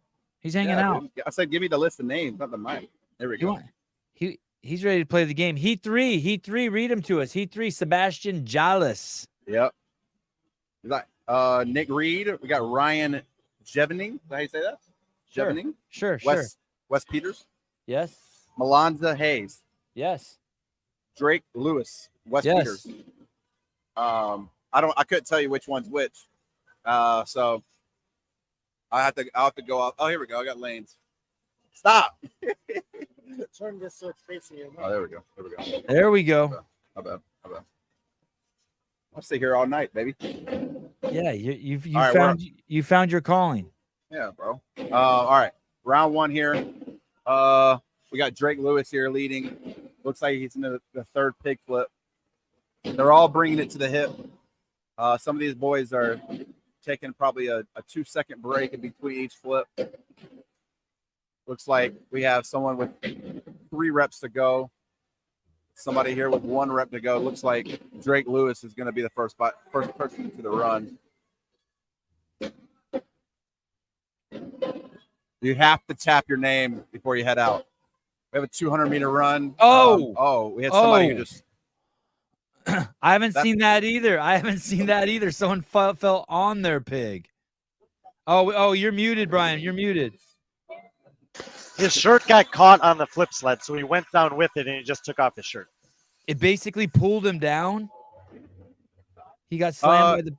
So whenever you flip it, whenever you bring it to the hip, your shirt has a tendency to get caught on the top of the flick. So whenever you flip the pig, your shirt goes with it. Oh, I saw God, what's her name? I saw one of the female athletes having to adjust her shirt after every pig flip. And I was wondering what she was doing. I was like, oh, that's a bad tick. You're losing a second every time you do that. Okay. Yeah, gets caught sometimes. Not ideal. So that got caught so bad that it pulled him face down on top of his pig. I'm glad. Yeah, he probably didn't even see his shirt got on it and just sent it over and it pulled him. Yeah, that's kind of like what happened to Taylor Self when he was at the ranch, except it was the other way. The pig fell on him. Dude, where's Taylor? Is he around? Oh, he's over here. He's talking to Mark Hutchinson. OG Mark Hutchinson. Who's winning the Masters right now? Hudson Fricky. Nice. Susie, you're going to be the only camera for a second. I got to leave this for like 2 seconds. I got to go use the bathroom. All right. How many people we have live right now? We've had over 1,000 most of the day, I think. It's been pretty good. Appreciate everyone being here. It's been a long day. We started at 9 a.m. Go till just about 7:30 p.m. tonight. How you doing, Brian? How's your life? I've been on the road a lot. I saw Drake Lewis, who's still leading the charge here, winning the Iron Games about 6 weeks ago. Both of the champions of the Iron Games have come across the country to compete here. Chloe Wilson on the women's side, Drake Lewis for the men. But he's rep for rep here with Sebastian Jollis, who had a great event this morning, and also Nick Reed, Ryan Jevning, Wes Peters. 5 guys within about 20 seconds of themselves here in heat number 3. Look at this event space. Talk to me about it. I've been here twice before, but both times were for Crescendo, which is a team-only competition. This is the first time that I've been able to see the live, the Crash Crucible play out at all. There hasn't been a stream of it in the past. I've heard obviously amazing things from athletes, people that I know here through competing and coaching an athlete here last year at Crescendo, and of course talking to JR. But it is cool to see the stage set for the individuals. It's a big space, but it feels a lot smaller when you have 24 athletes on the field instead of 6. Yeah, for sure. They did a really good job with this flooring. You got the go-on mobility, right in the middle of it. They made it actually look like semifinal floor, which is dope. Yeah, it was cool. I was here last night as they were putting the floor down, and this first time that they've had a big logo like that in the middle of the floor. All the previous logos that they've had have always fit either within a square or outside of the lanes. They figured it out last night, and this, Jason, the crew that JR has here to help him with the preparation, execution, and teardown of this competition they love being a part of it, and they're getting very good at it. Lewis and Nick Reed are going rep for rep here. Jollis about 1 rep behind them. Wes Peters and Jevning not too far behind. And then Melanza Haynes pretty tight from 1 to 6 in heat 3 for the men in event 2 on day number 1. We got 4 more heats left. Yeah, this 3 one more plus heats 3 left. more. Three left after this. There's Taylor Self. The thumb. He's going to come up behind me. Lewis, 7:20, and he'll head out the door. He's the second athlete that Adrian Conway has sent out here to compete. Brandon Smith had the top time in the first heat earlier today and has had a good start to the competition. We'll see if Drake Lewis can bounce back from a less than average performance this morning.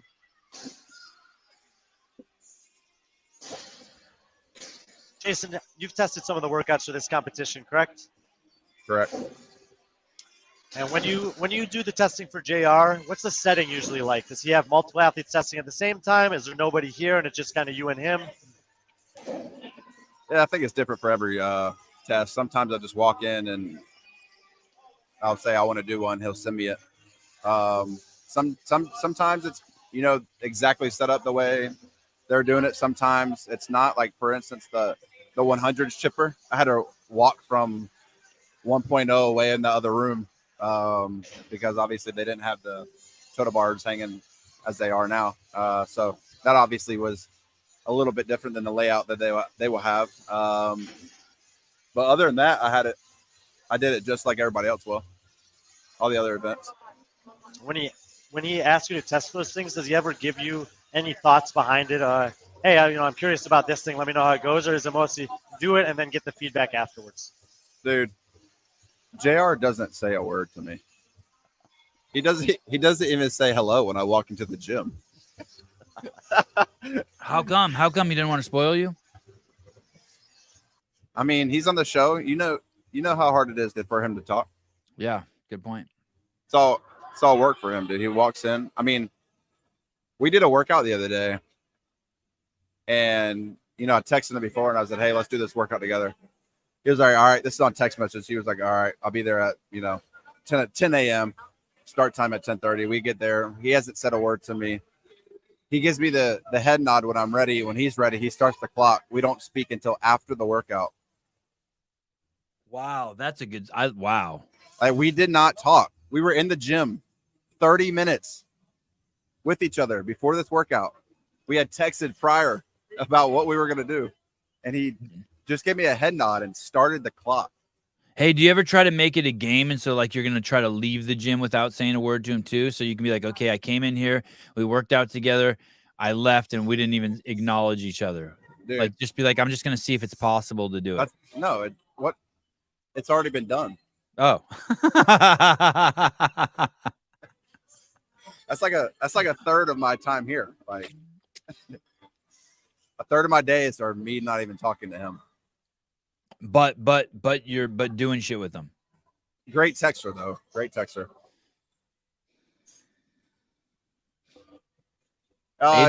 Sometimes he does stuff with me. What's the update here? Who's winning? All 6 men are back inside the gym here working on their third set. Nick Reed has overtaken Drake Lewis for the lead in the heat. He's getting set to start his first of 7 pig flips flip sleds in the 7th round. 1 rep lead over Lewis.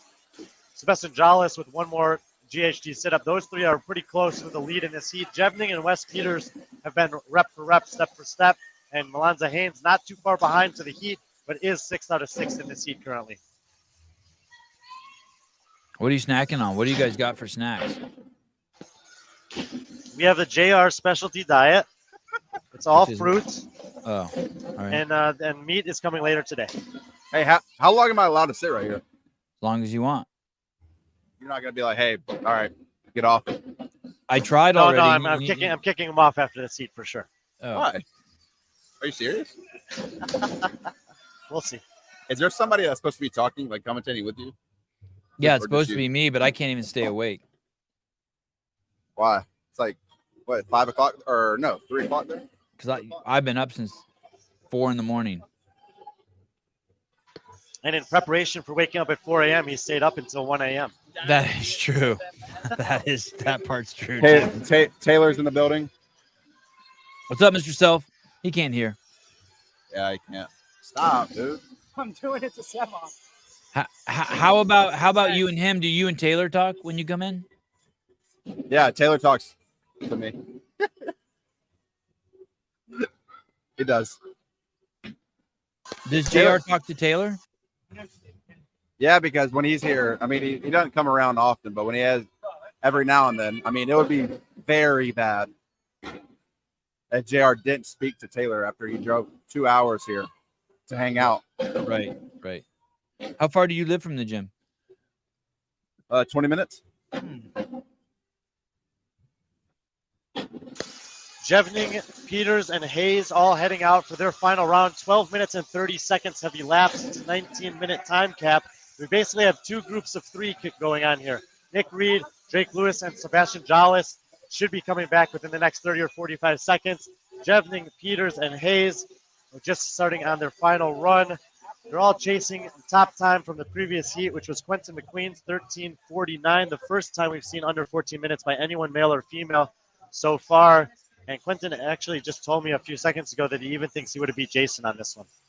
Wow. Wow. Wow. Wow. You know, Quentin asked me my time right before he went out there. I told him my time, and he literally said, "That's impossible for me." and then he went and beat it. So I mean, I guess I don't understand. But it looks like his 13:49 is going to hold up because no one's even close to him.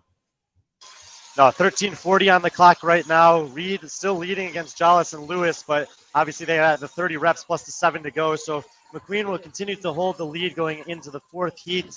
And now we're looking at Brandon Smith, 14:35 as the next time to beat, which I likely will also hold up. Should we interview Quentin? Should we interview him? He's literally walking right to me right now, so you don't have a choice. What was his time? Bitch, I respect you and love you. Hold on. What did you call me? Hold on. Come here. Come here. Oh, What boy. was his time? Here we are. 14:49.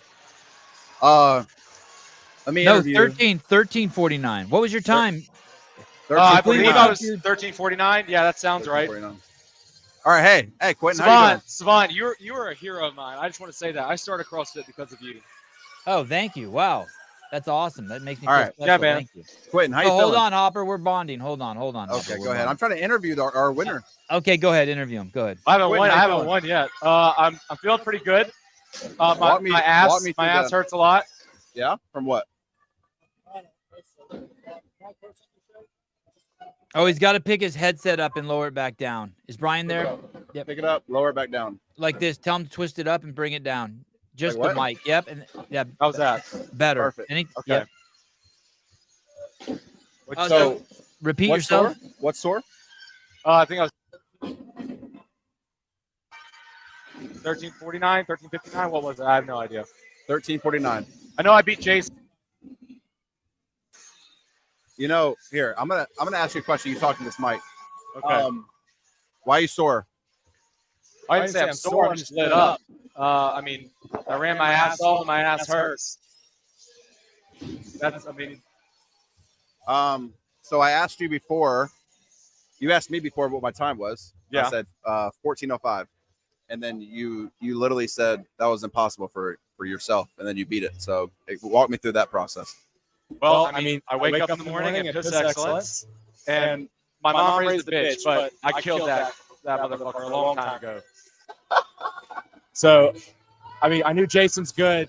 Jason's a hero of mine. I'm honored to work out with him on the weekends. But beating him is the best feeling in the world. And on my last round, someone shouted my split to me. I knew I had him. I would die before I lost to him.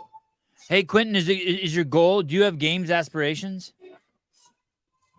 I mean, from the day I started CrossFit, I told the guy at the gym I walked into, I was like, "Hey, I saw this Matt Frazier guy on Netflix.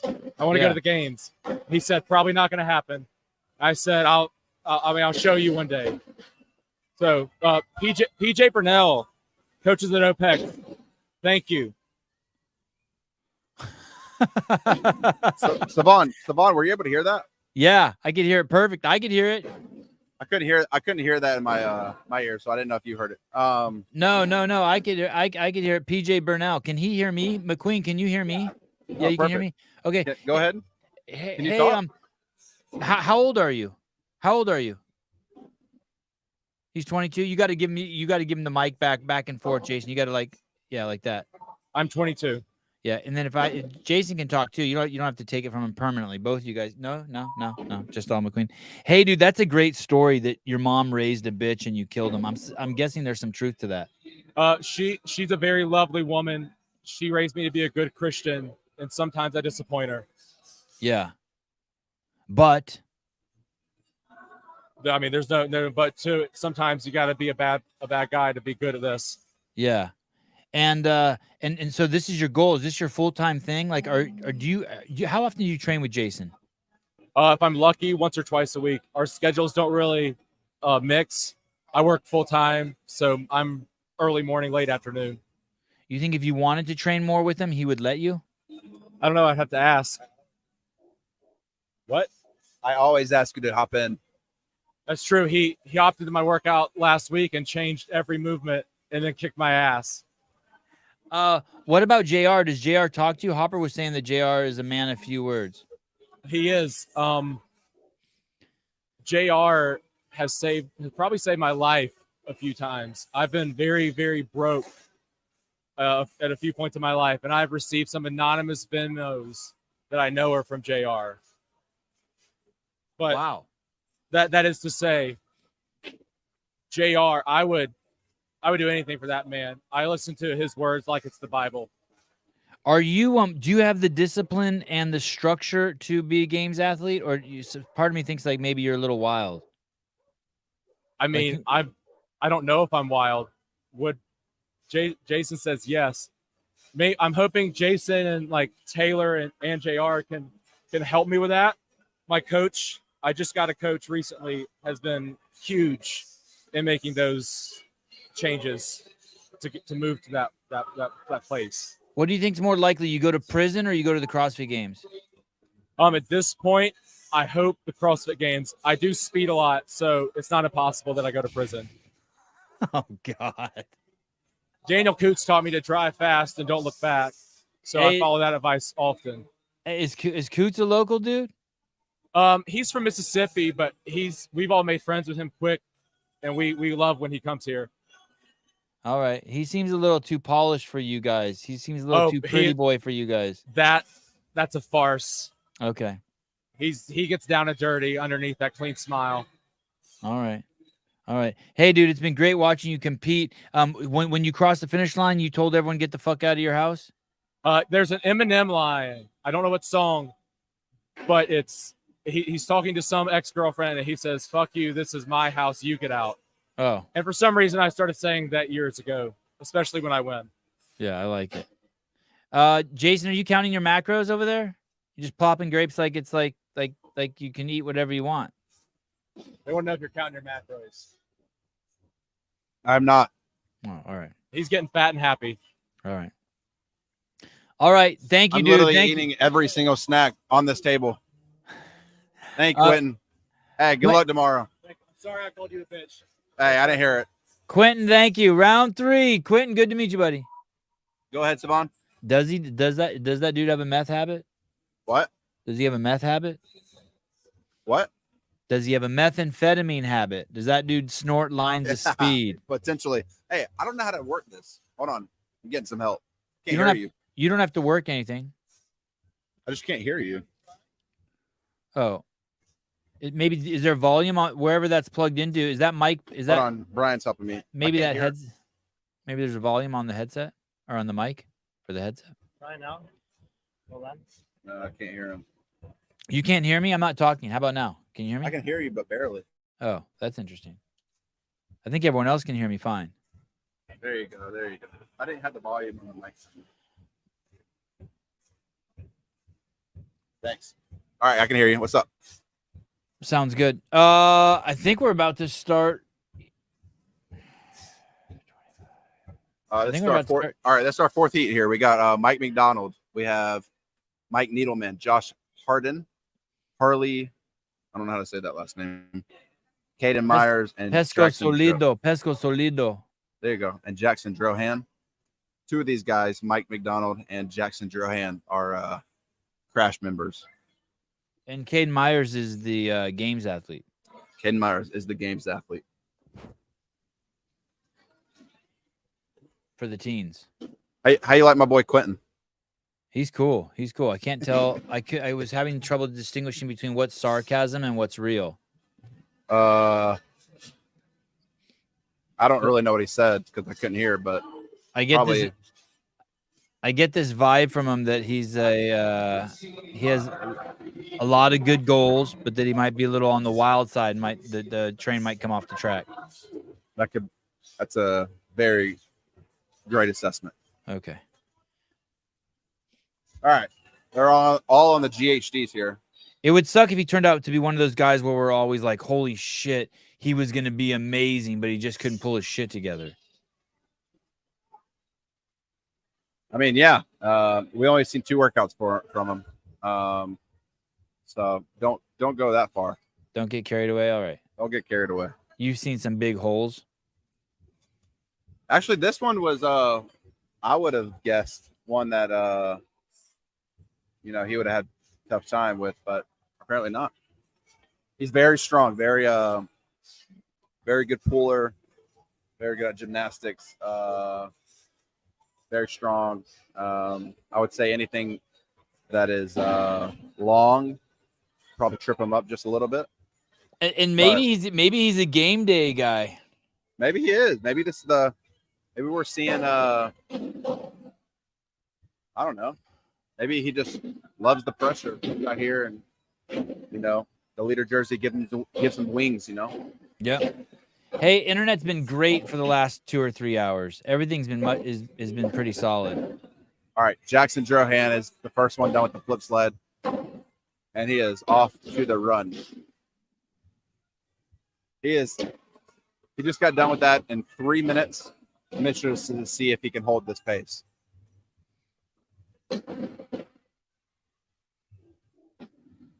Three-minute round.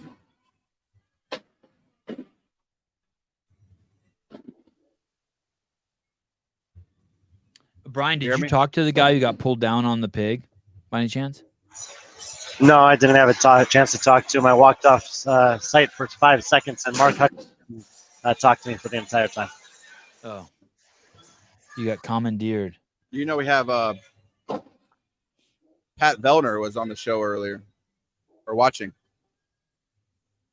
How do you know that? Yeah, Pat Vellner is studying. He texted me. He's studying his opponents. He's doing all the work that he can to find out who's out there, who's lurking in the shadows, who does he have to be aware of. He's always doing some weird stuff like that. There are a couple dudes here who could be Pat Vellner, just like little mini Pat Vellners. That guy in the last heat, Wes Peters, I'm not going to lie, I did do a double take when he ran in from the gym off of one of his runs. There is a little bit of a resemblance there for sure. Wow.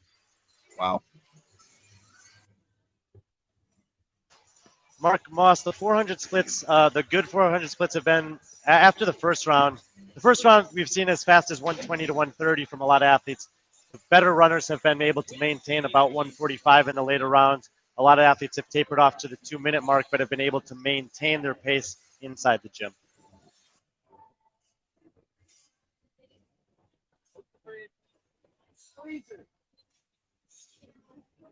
All right, coming up on the 5-minute mark.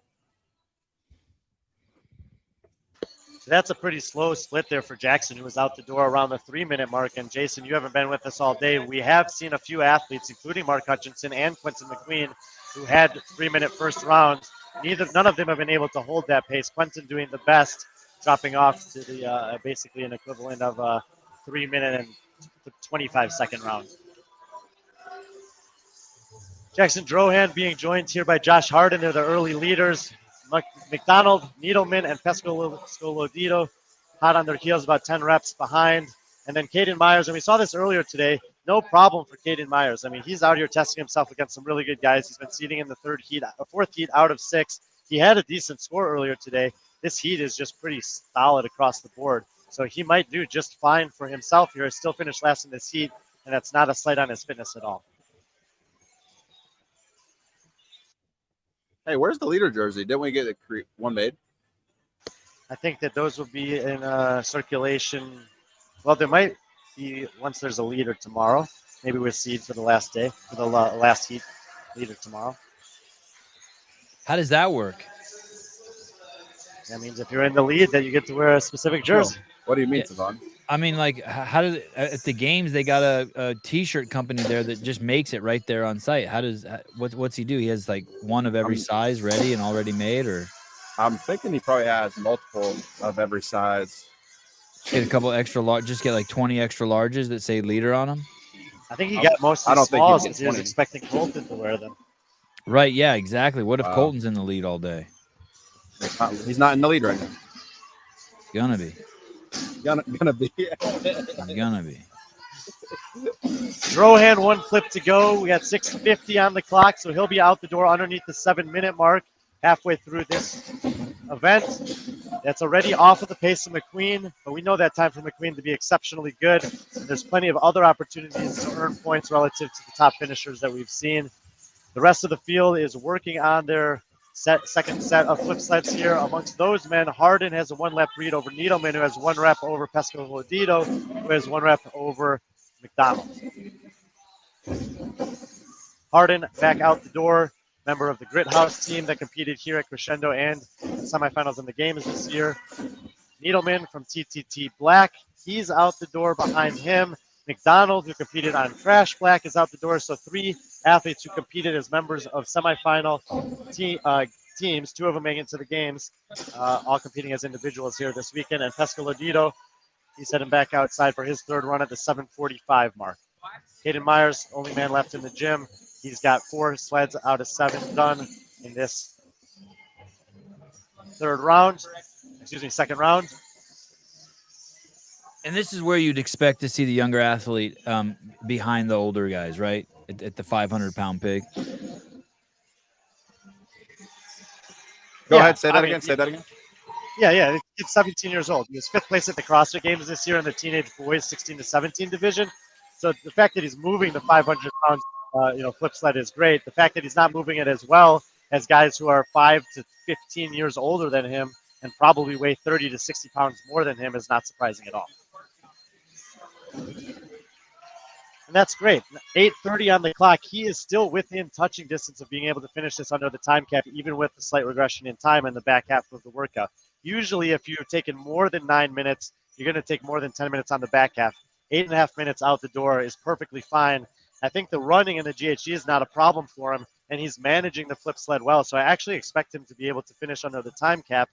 And we've already had, I believe, 2 athletes who are unable to do that. And so Caden, I think, is in a good position on a test that is just inherently going to be harder for him with that much weight on the flip sled. Should be looking for the leaders to pop back in here relatively shortly. Jackson Drohan leading the way, left about 2 minutes ago. He has been a little bit slow on the run. He's been very fast on the GHD on the pig, and sure enough, here he comes in the Crash t-shirt at the 9:20 mark. Josh Hardin, nice and steady pace on all the implements, kind of reeling him in. I would not be surprised if the next time they come in off the run, Hardin is leading Drohan. Hey, who came over and told you how to pronounce the name? Was it Daniel Cootsies? Coots. Daniel Coots. Rhymes with boots, and it was his dad who came and told me that. Okay, that's not the guy. Who's the guy who won the event? Cootsy? Coots. It was Coots? Okay. Daniel Coots? Yeah, he's the overall leader, and we'll actually get a chance to see if he's wearing the leader jersey in the next heat. Needleman is back. McDonald is back. Pescolodito is back.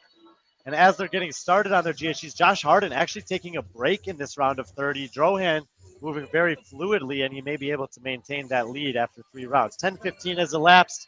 All 5 of the men are back in. Hayden Myers should be coming back in shortly from his 3rd run. This round right here is the telltale. Say it again. This round right here is the telltale. You know what that means? No, tell me. It means it's basically like the separator round. Would you say that that's true in almost every 4-round workout, that round 3 is where you make or break the workout? Probably like a long workout like this, yeah.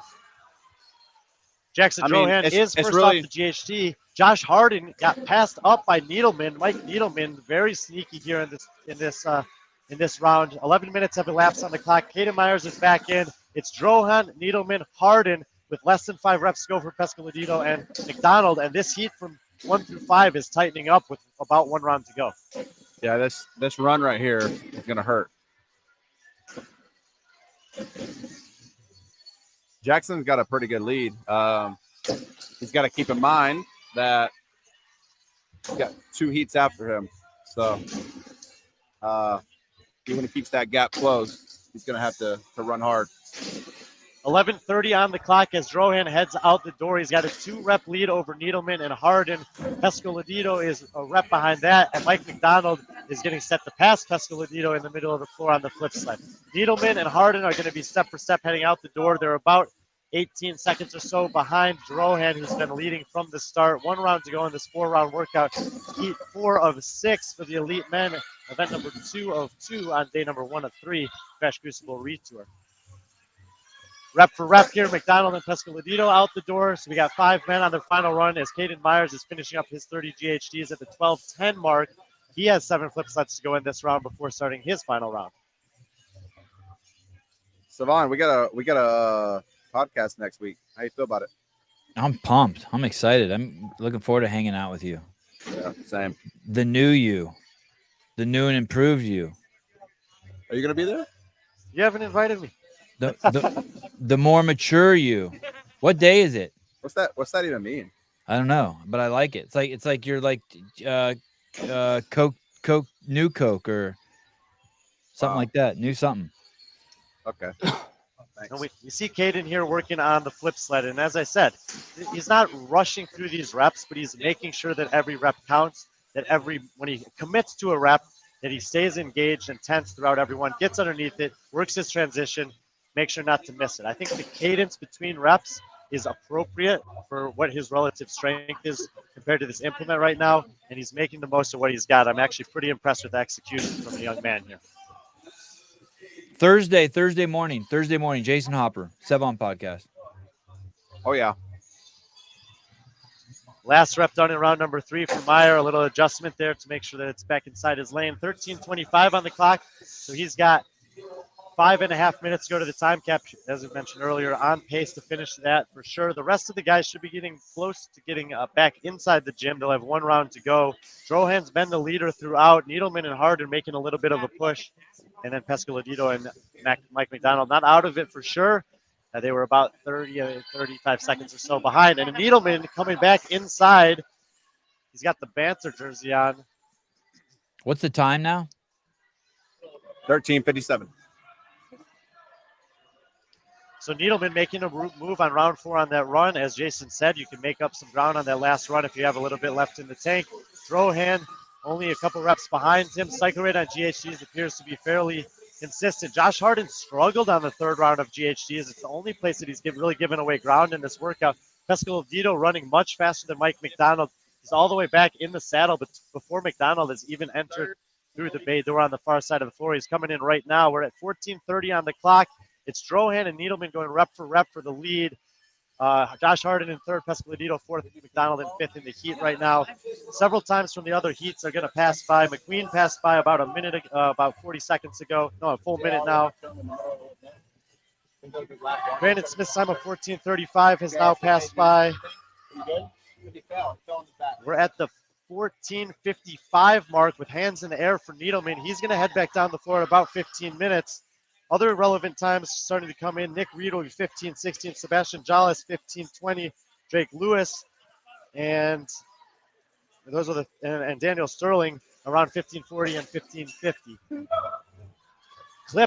Clip bounced off the sled for Needleman. He's got to go and adjust that. That's the first time we've seen that happen today. He has a 1-rep lead over Drohan.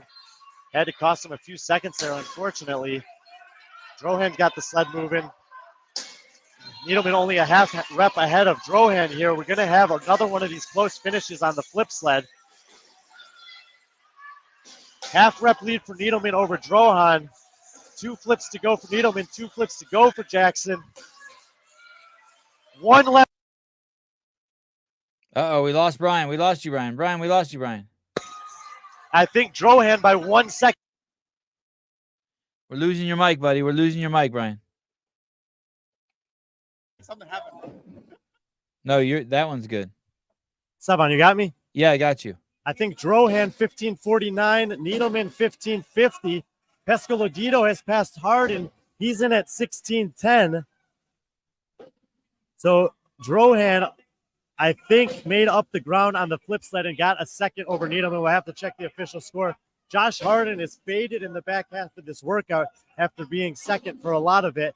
We're approaching the 16:30 mark. He's got one flip to go, and he will get a score on the board at 16:31. Mike McDonald is working on his final set of flip sled. He's got 3 left. He's trying to get inside the 17-minute mark. There's still plenty of times from earlier heats that he can be competitive or even better than. Caden Myers working on his 30 GHD sit-ups. 16:45 on the clock. McDonald, last flip sled, last rep for the day. 16:50, put it in the books for McDonald. That leaves Caden Myers out on the floor. He's got 2 GHD sit-ups to go and then 7 flip sleds. He's got 2 minutes to get that work done. I thought that his methodical pace could pay off in terms of being able to finish under the time cap. And up to this point, that's proven to be the case. I don't think that he's necessarily exhausted. When you see him jogging back down the floor, that's a good sign. It's a heavy sled for him. He's handled it well through 3 rounds. Let's see if he has the same cadence in the last run or if he decides to push the pace a little, knowing that this is the last thing he has to do today. Is he 18 yet? Not entirely sure about that.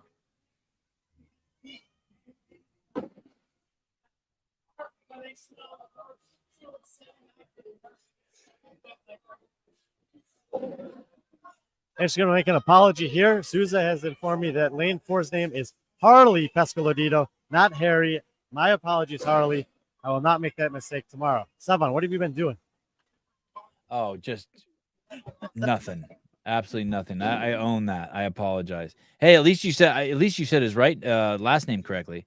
Pesca. 2 flips to go for Myers. Pesca. Very Solido. impressed with this kid today. I know he's in the back of his heat on both of these, but we took a little gamble, put him up here against some established athletes. 18-10, finishes underneath the cap. Pretty solid day for the young man, Caden Myers. Oh, you're working on this one. Ryan's got. Oh, if that's not working.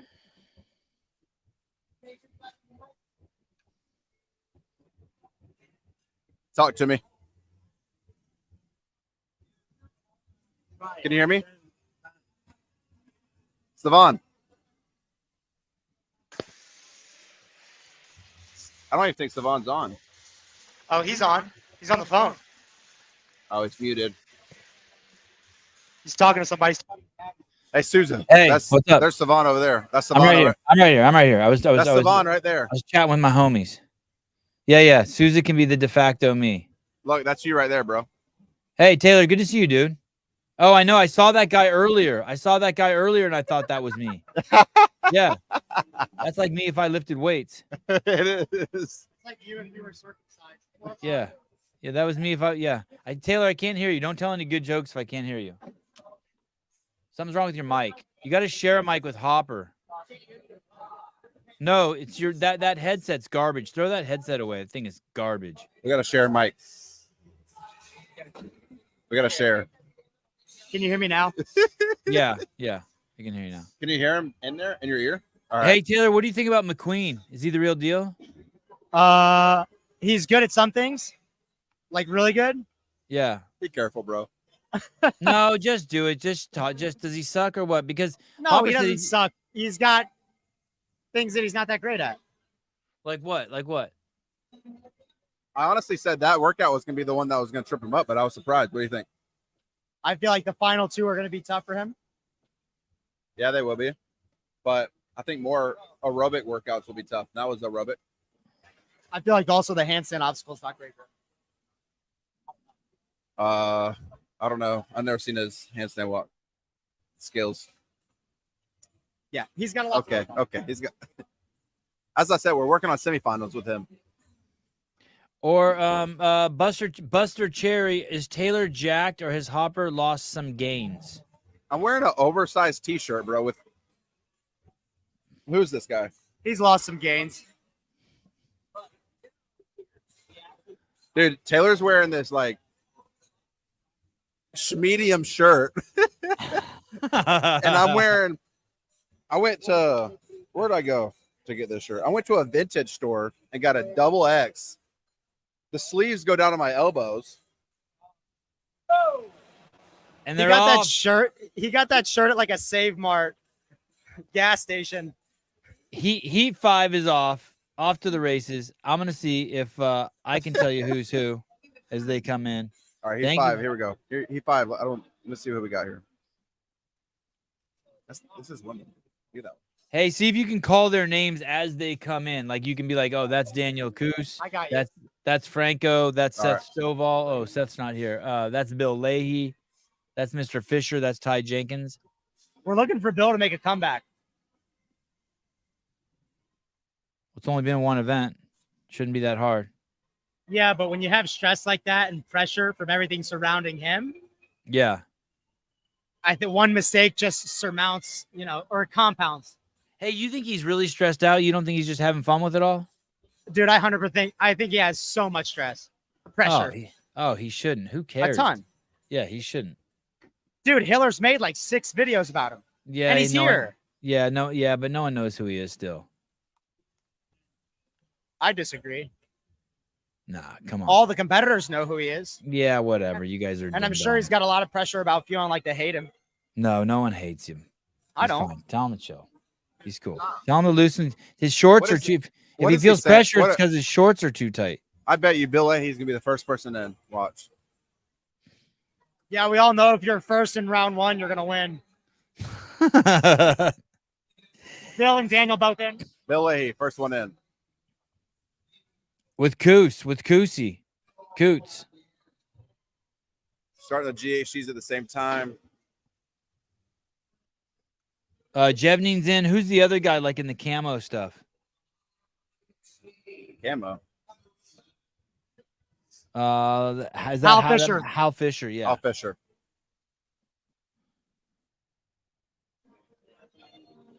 Megan Davis, we don't hate Mr. Leahy. We're just glad he has a judge at a live in-person comp. Wow. What do you think about those GHCs? Think about what? The knee bend GHCs? I mean, we're not at the CrossFit Games. I don't like them. Are you not allowed to do that at the CrossFit Games? No. They'll tell you, hey, you can't bend your knees. No, they make you you can't sit too far forward on the mats. Gotcha. Oh, All right, Bill's first one to the flip sled. Bill did say on Instagram he does wish the flip sled was heavier.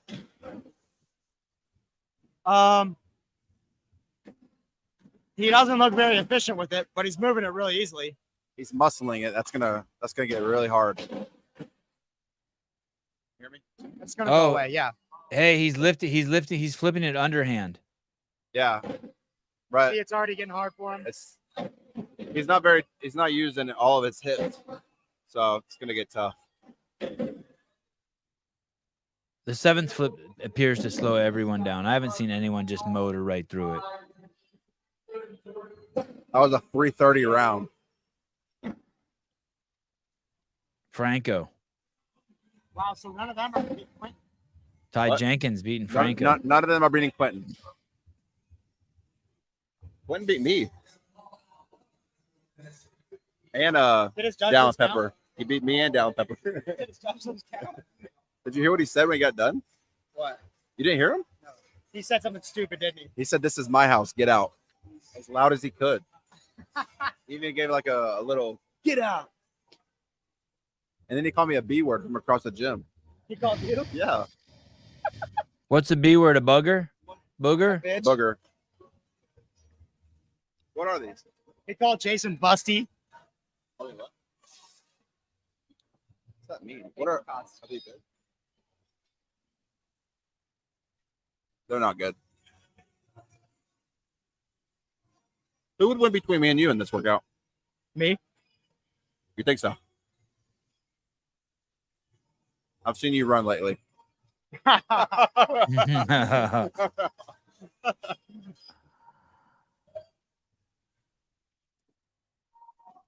wouldn't lose to Quentin. I would say in Taylor's prime, this is probably a top workout for him in the world at the games. Is he close to his prime again, Jason, or is he done? Is that injury just wound him? He's toast. No, he's just chilling right now, though. Oh. Leahy's in. He's the first one in. Second Leahy's round, in. right? Yep. He's winning. And Coos is in. Yep. Hal Fisher's in. Matt Souza's in. Oh, look, Colton. Look at Colton just strutting around back there. See that shit? I wish we could take the stream over to the warm-up area. Ty Jenkins, he's in. So Ty. Oh no, okay. He went out before Franco, and Franco's in. Colton's on his way. So say hey.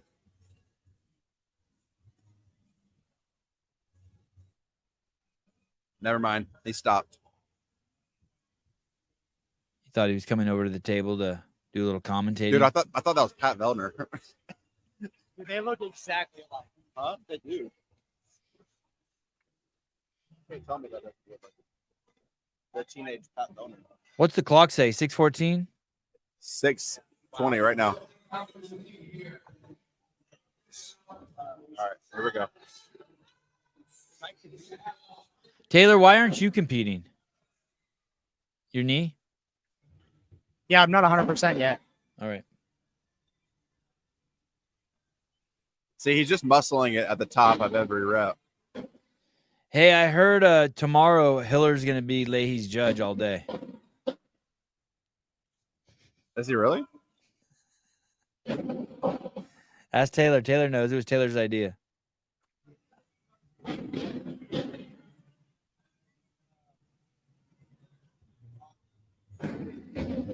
All right, Leahy is out. 7:05. Drops the shirt on the way out the door.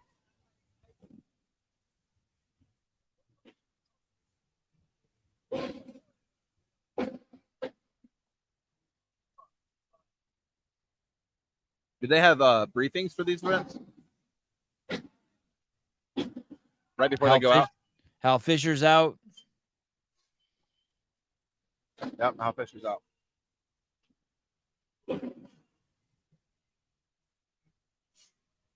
Leo Franco has a few more flips.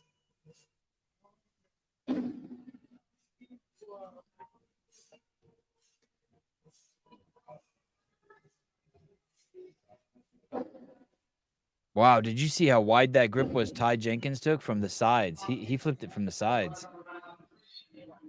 Ty Jenkins repping the tier. All tier. Shout out the tier.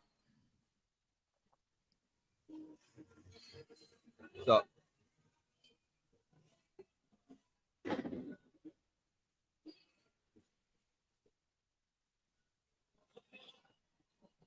Hey, Sevan. Yeah. The last time I was on the show, you had a completely different background in your studio. You're really upgraded, brother. What's business like lately? Bentley status. Rolls Royce status. Bentley humps Rolls Royce status. How the kids doing? Oh, buddy. Thanks for asking. I wouldn't know. I haven't seen him in 10 hours. Oh, They look still- at yeah, They he's still, back. He's back. So he's not ahead of McQueen's pace, but he is doing great. Second, third place finish here for Mr. Leahy. He just took a 5-second break to change the GHD setting. Why would he do that? He didn't like the setting. I know, but why didn't he adjust it in the beginning? Why change it midway? No idea. No idea. Maybe it's hurting his back, maybe. I don't know. Where are we now? What's the clock say? 9:30. 2 rounds left. 2 rounds left.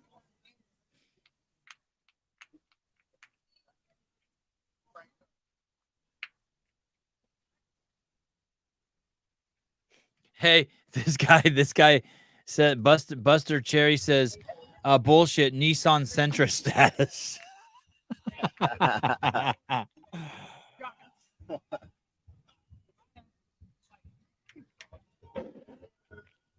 That's 3 reps left.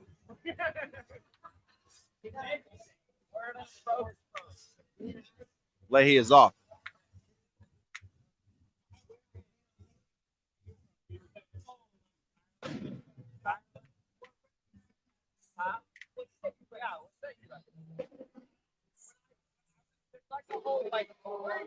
Hey, Sevan, he is lifts this one that. working? He lifts that with ease. Yeah, I can hear you, Brian. He lifts that with ease. Saw someone was asking Bill Leahy, 22nd place this morning. He was actually the last athlete to get any points. He has 9 points coming into this one. So absolutely looking to make a statement here and get some relevant points on the board heading into day number 2. As Jason said, the split time is going to be close to 11 minutes heading out the door. So no chance to take down Quentin McQueen's time. Quentin McQueen is going to end up getting the event win on this one. How many points that will separate him from everyone else remains to be seen. But he had 90 points coming into this one, so he's going to be at worst in the top 3. Daniel Coots, who's the overall leader coming in, he has a chance to also be in that top heat going into tomorrow, as he's currently second in his heat and actually closed a little bit of distance on Bill in that 3rd round. 11:15 as he lapsed.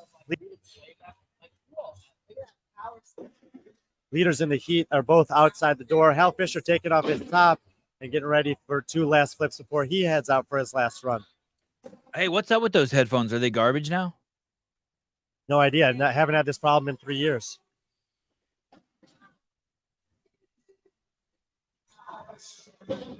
Ty Jenkins, lane number 6, working on the flip sleds in his 3rd round here. He's got 3 down, 4 to go. Leo Franco closing in on finishing up the GHDs in the same round.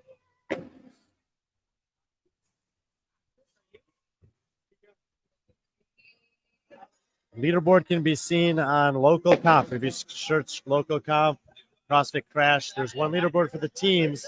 There's a separate leaderboard for all 4 elite, individual divisions, both masters, men, and then women. Thank you, Kenneth Dunlap. Just put it there, or Delap just put it there. In the, Oh, thank you. Jenkins done with his 3rd round at the 12:20 mark. Leo Franco getting started on his last, or his 7 reps in this round. 12:30 on the clock. We should be looking to see Leahy and then Coots coming back in here in about 30 seconds. They'll probably have 90 seconds to 2 minutes of work. And even though McQueen's time is out of touch, I still think Brandon Smith, 14:35, is in range for these guys. He's currently the 2nd best time we've seen. We'll see if either Leahy or Coots can track that down in this 5th out of 6 heats for the elite men. I'm gonna ask my wife. Leahy back inside at the 13-minute mark exactly. He's got 1:35 to track that time down from Smith. That's asking a lot. Coots right on his heels. Daniel Coos. I don't know what. Daniel Coos caught Bill Leahy on the run, neck and neck on the GHD.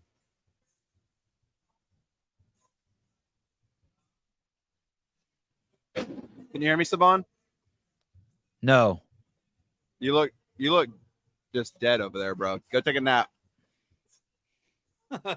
I'm really keeping the energy high. I'm letting it flow over here.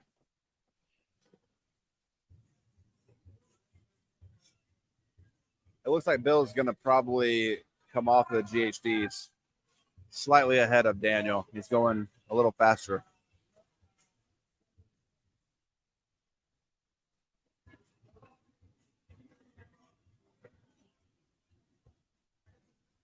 Hal Fisher back inside, getting set on his set of 30. Hand in the air for Bill Leahy. Less than 5 reps go. Hand in the air for Daniel Coots. They're 1 rep apart. 14 minutes has passed by. So Quentin McQueen's going to be the winner for the leader going into the final heat for the elite men. Coots racing down the floor has overtaken Leahy. I agree with Jason. I felt like the cycle speed of Bill was better, but Coots with a big sense of urgency in the end. That time from Brandon Smith of 14:35 is 10 seconds away.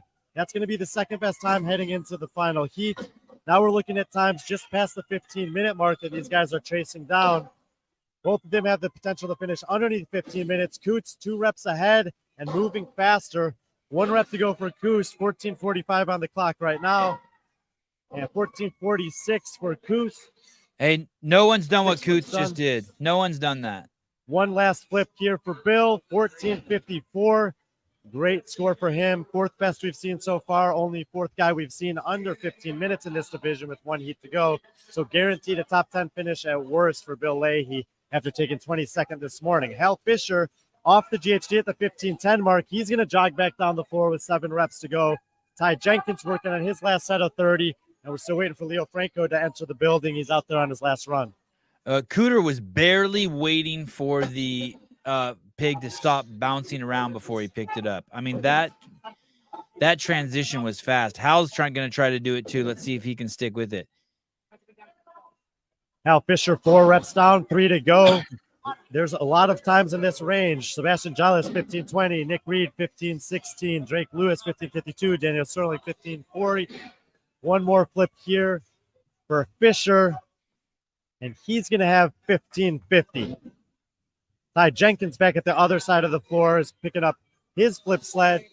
1 rep down, 6 to go as the 16-minute mark ticks by. Leo Franco back inside, hopping on his GHD for 30 reps there before heading to the sled for his last flips. Is Ty's coach there, Jessica Griffith? Haven't seen her. He showed up with, I believe, a family member when he checked in. Bailey Demenya, Souza's step count, 20,000. Sevan step count, 140. That is the most accurate thing said all day. 1 rep to go for Ty Jenkins, 16:30 on the clock. Yeah, Ty. He'll log a score of 16:33. Ty was 11th this morning, so a pretty solid day. He was 1 spot ahead of Hal Fisher. He'll be behind him here, but Hal Fisher, as we know, is a regional semifinal athlete. He's been there competing against some really top dogs. So pretty solid showing for day 1 on a demanding day 1 for the teenage champion. Dallin Pepper spelling your name right. Hi, Jason. Hi, Jason. Hey, hey, Dallin Pepper spells your name right. Jason with a Y. Oh, hold on. Staying a little longer. Hey, Dallin. Do we see the live comments? I took 17 bathroom breaks today. All right. Dallin's time on this was 14:15. So he would be in 3rd place right now. I'm glad. I'm sure he wanted you to share that. Dallin, you'd be in 2nd place in this workout.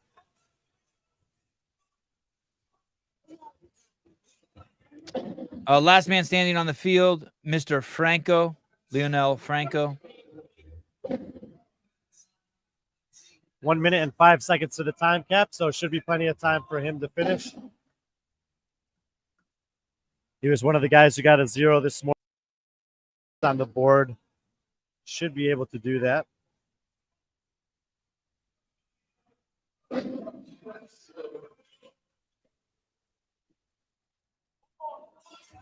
One more flip for Franco.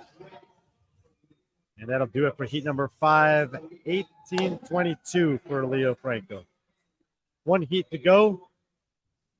Colt Mertens will be in that heat. James Sprague, Mark Von Jones, Max Krieg, Austin Hatfield, Jack Roseman. It's a loaded lineup. We've already had some impressive times, but these guys certainly will have something to say about it before we put a wrap on day number 1. It starts in 2 minutes. Oh my God, I can't believe we're pulling this off. I'm looking at these comments there in the live. And I'm getting a lot of shout outs. Why are we not mentioning those so I can comment on those? well, what do you want? What do you want? Anytime someone mentions your name, you want me to read it? Of course, I would like to interact with my people. Dallin, Jason isn't competing. How's that? Dallin said, are you in 1st? I'm not in 1st. We got beat by somebody. That's why I said 3rd, because you would be in 3rd. I'd be in 2nd. This other guy would be in 1st. Quentin McQueen. Quentin McQueen. All right, hey, I'll announce our Wadapalooza team right here. We just got a comment right here. Is the Hopper getting the band back together for Waza? Is it okay to release this information? Yes. Should I Yeah. right here? Yeah. Or I could take a guess. Who would you guess? Hold on, tell me first. Stop! Don't do that. He guessed right. Who is it? All right, I did a lot of recruiting this year. Our first athlete is going to be Dallin Pepper. Dallin Pepper, Jason Hopper, Wadapalooza. Woo! Woo. Our number 2 athlete for Team Tier, Ricky Gerard. No shit. Yep.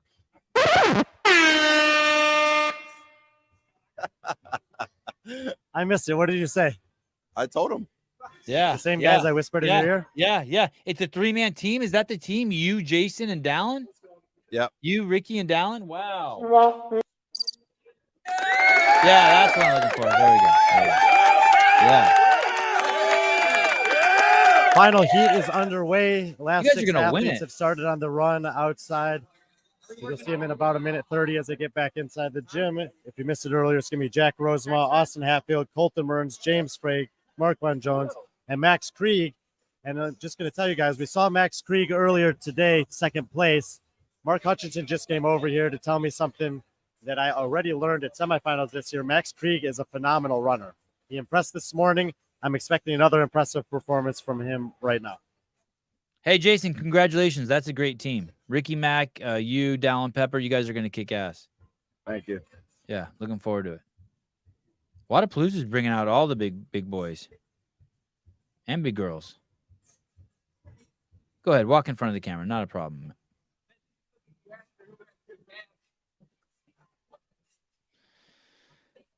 Final heat, day 2. We did it. Crash Crucible at CrossFit Crash. Joined with Jason Hopper, Brian Friend. 3-day event. 7 events, 2, 2, and 3. Excellent job. Your mental acuity late in the day is impressive. I've been saving everything for this final heat. Colton Mertens is in this heat, the 18th fittest man in the world. Jason Hopper's doing the commentating, the 30th fittest man in the world. Sorry, 31st. All right, James is in. James Sprague is also competing. He's the fittest boy in the world. Sprague and Rosema, first 2 guys back. Reminder, Rosema has a U.S. Army Warrior Fitness team. A lot of running, obviously, in his background. Next screen, Marquand Jones followed them. Austin Hatfield and Colton Mertens a few steps behind. All 6 men ripping away on these 30 GHDs, and we're only 1:50 in. What did I say? Did I say day 3? No, day 1. Day 1. When will you know if this is Colton's workout? When will you know? I don't know, but James is going fast on the GHDs. I think what we've learned from watching 14 heats of it so far today is that you can certainly establish a lead early and maintain it. But what happens in round 3, as Jason said, is really the telltale sign in terms of whether you're going to be able to accelerate to the finish, as we saw Daniel Kutz do, or fall off the pace a little bit, as dozens of athletes have done.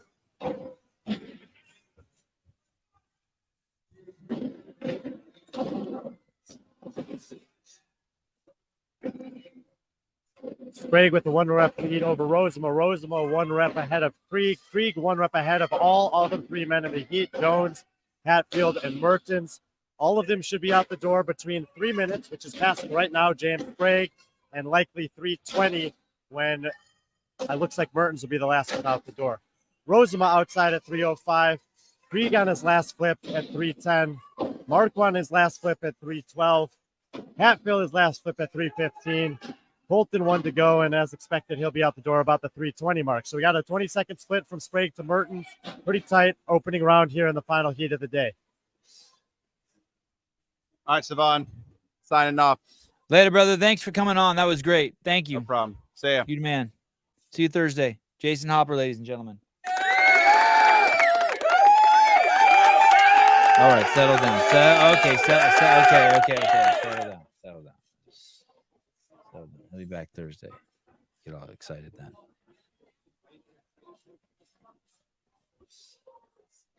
When this is over, I'm literally just gonna walk into another room and fall down. Really? I feel great. I feel like I could go again. Good on you. Good on you. James Sprague comes into this one 3rd place overall. Max Krieg 2nd place overall. Colton Mertens 7th after the first event this morning. Austin Hatfield 9th. Marquand Jones 21. Who am I missing? Max Maybe that Krieg, was all of them. Marquand Jones, James Sprague, Colt Mertens, Austin Hatfield, Jack Rose. Jack Rosema, 15. So all these guys points on the board this morning.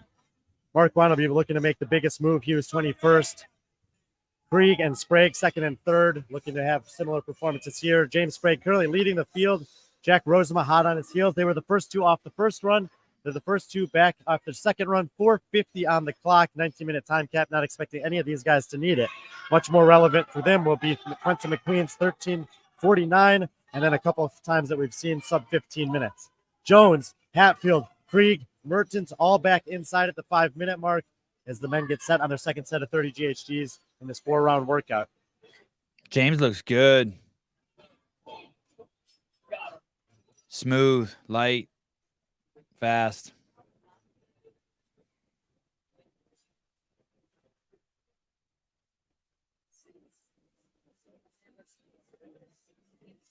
Left to right on your screen, Rosema on the far left, Hatfield next to him, Mertens, the third man from the left, all three of them with no shirt on. James Sprague, orange shorts in the middle, white. Marquand Jones in the all white in the far side of the screen. Max Krieg. James Sprague continuing to lead. He's off the GHD at the 5:45 mark. 2 reps ahead of Jack Rosema, but he's already down at the other side of the competition floor with his hands on the flip sled. Likely will have a 2-rep lead over Rosema. Let's see how Rosema is on the transition. Yeah, exactly 2 reps between Sprague and Rosema. Hands up in the air for Jones and Hatfield. Hatfield's off the GHD. Hand up in the air for Krieg and Mertens. Hatfield's done. Jones is done. Krieg is done. Mertens is done. Sprague continues to hold a 2-rep lead over Rosema. So it's Sprague and Rosema, and the other 4 guys are very tight.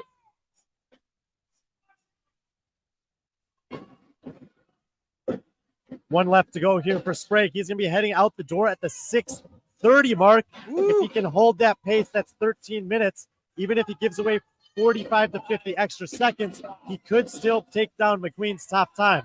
Rosema out the door about 10 seconds behind him. Hatfield with a 1-rep lead over Jones and Krieg. They're 1 rep ahead of Merton. All of these guys with blistering paces that we could have a full heat sub 15 minutes here potentially.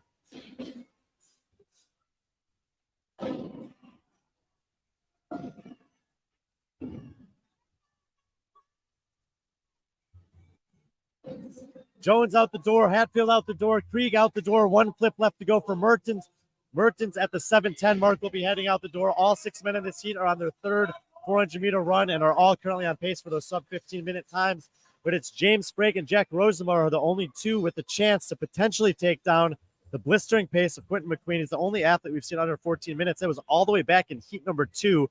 13:49 is the time that Sprague and Rosema are chasing. Stephanie Sprague in the comments. James's mom, that's my boy. Congratulations. Looking good, playing good. Sending love back to the Sprague family over there. Got to spend some time with Patrick Sprague this year. Really have enjoyed the time I got to spend with those guys. Appreciate every time I get to see them compete or just hang out.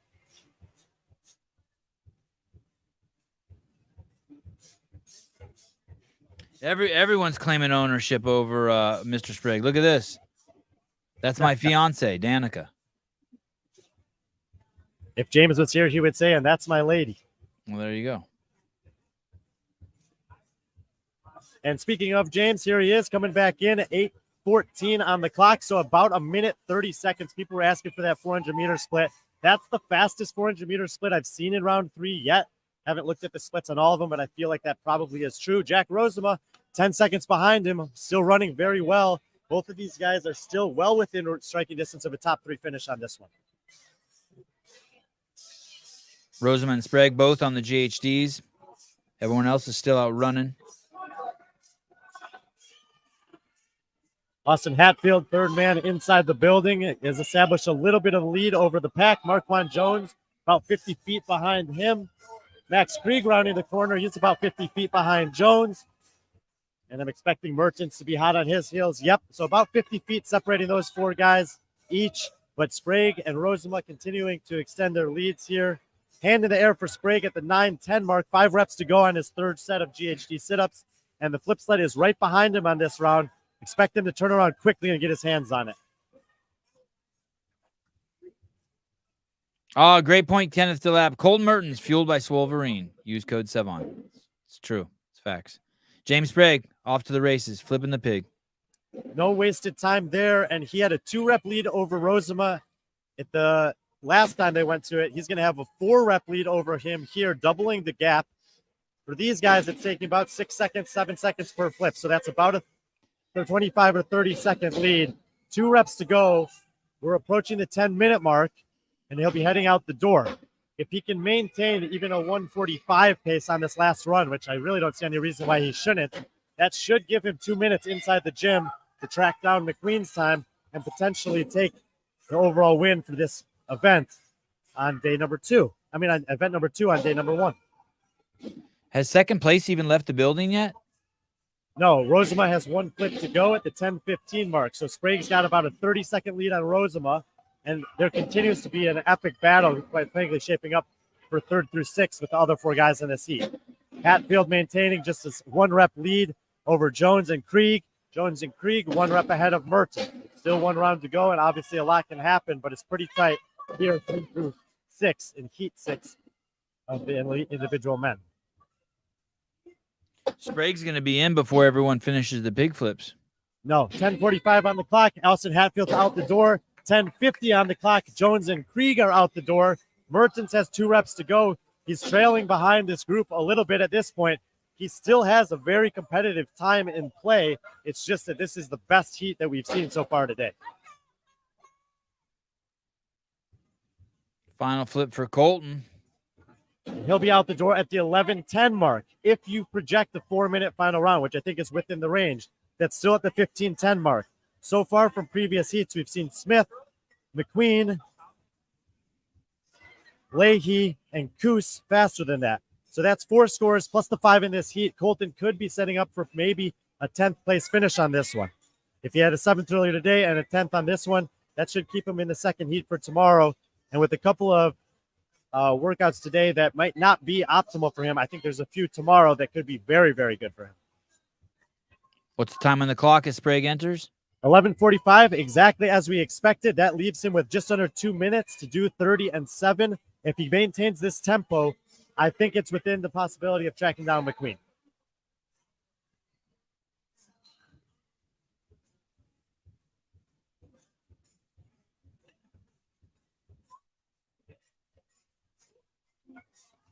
Sprague had about a 30-second lead over Rosema heading out on the run. 30 seconds has passed since Sprague has come in, so he's extended that lead, continuing to show his dominance on the running portion. 35 seconds, so he gained 5 extra seconds against Rosema as Rosema enters the building. He'll be heading to his GHD in lane number 1 in a second here, but Sprague is at least halfway through and likely closing in on his final 10 reps. The clock reads 12:30. The time to beat is 13:49. Now that's to get 100 points. Every second that he's able to finish ahead of that means more of a points gap, but not just between him and McQueen, but between him and the entire field. He was dead even on points with McQueen coming into this, with Coos and Krieg the only 2 men ahead of him. So likely in the cards for Sprague to not just win this event, but possibly take the overall lead into day 2. 13 minutes on the clock right now. 6 flip sleds to go for James Sprague.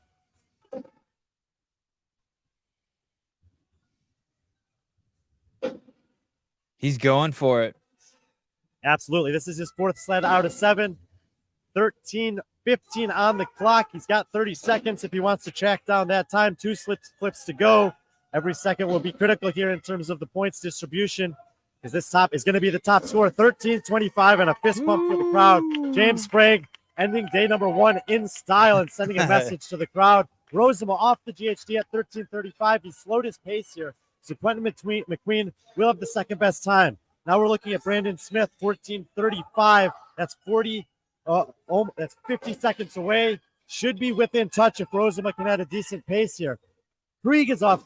Hatfield is off. Jones with a hand in the air. Merton's working on his. But it's Jack Rosema trying to log the 3rd best time that we've seen today amongst these elite men. He's only got a 2-rep lead over Krieg at this point. So all 3 of these men, Rosema, Krieg, and Hatfield, are going to have very competitive scores relative to the field. 14:10 on the clock. 14:35 is the time from Smith. Rosema's going to beat that. 14:15 for Rosema. Wow. 2 flips to go for Krieg. 2 flips to go for Hatfield.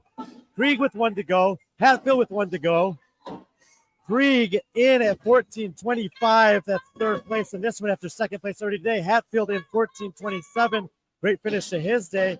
Jones and Mertens are on the pig. Jones with 3 reps to go. He'll be looking to bounce back after 20th this morning. 14:45 on the clock. I told you everyone in the seat had a chance to be under 15 minutes. It's going to be very close.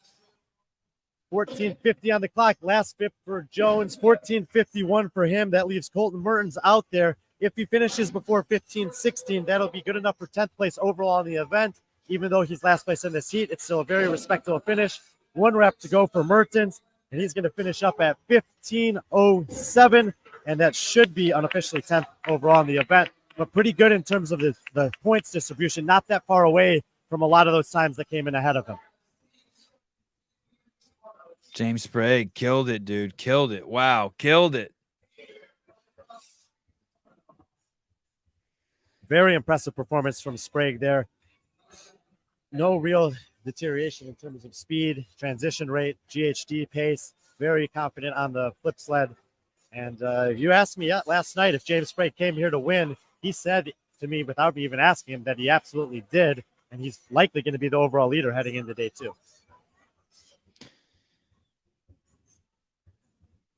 Leaderboard will be updated shortly. You can go to, what's it called? Local. Yeah, let me just give you guys, for the people that are still sticking around, the women's scores are updated. Lydia Fish is going to be the leader. Ariel Saunders, surprise, second place. Lindsay Lane, who I picked 4th, currently 3rd. Emma Harving, 4th place. Allison Wynn rounds out your top 5. The names you're likely expecting to see towards the top: Hannah Black's currently 9th. Chloe Wilson, 15th. I wish I knew how to toggle through this. I can't even figure out how to use this local comps. Maybe by tomorrow I'll figure it out. Maybe you will, but I think for now you need a nap and a foot massage. Oh, God, I just need a nap. Hey, what time do we start tomorrow?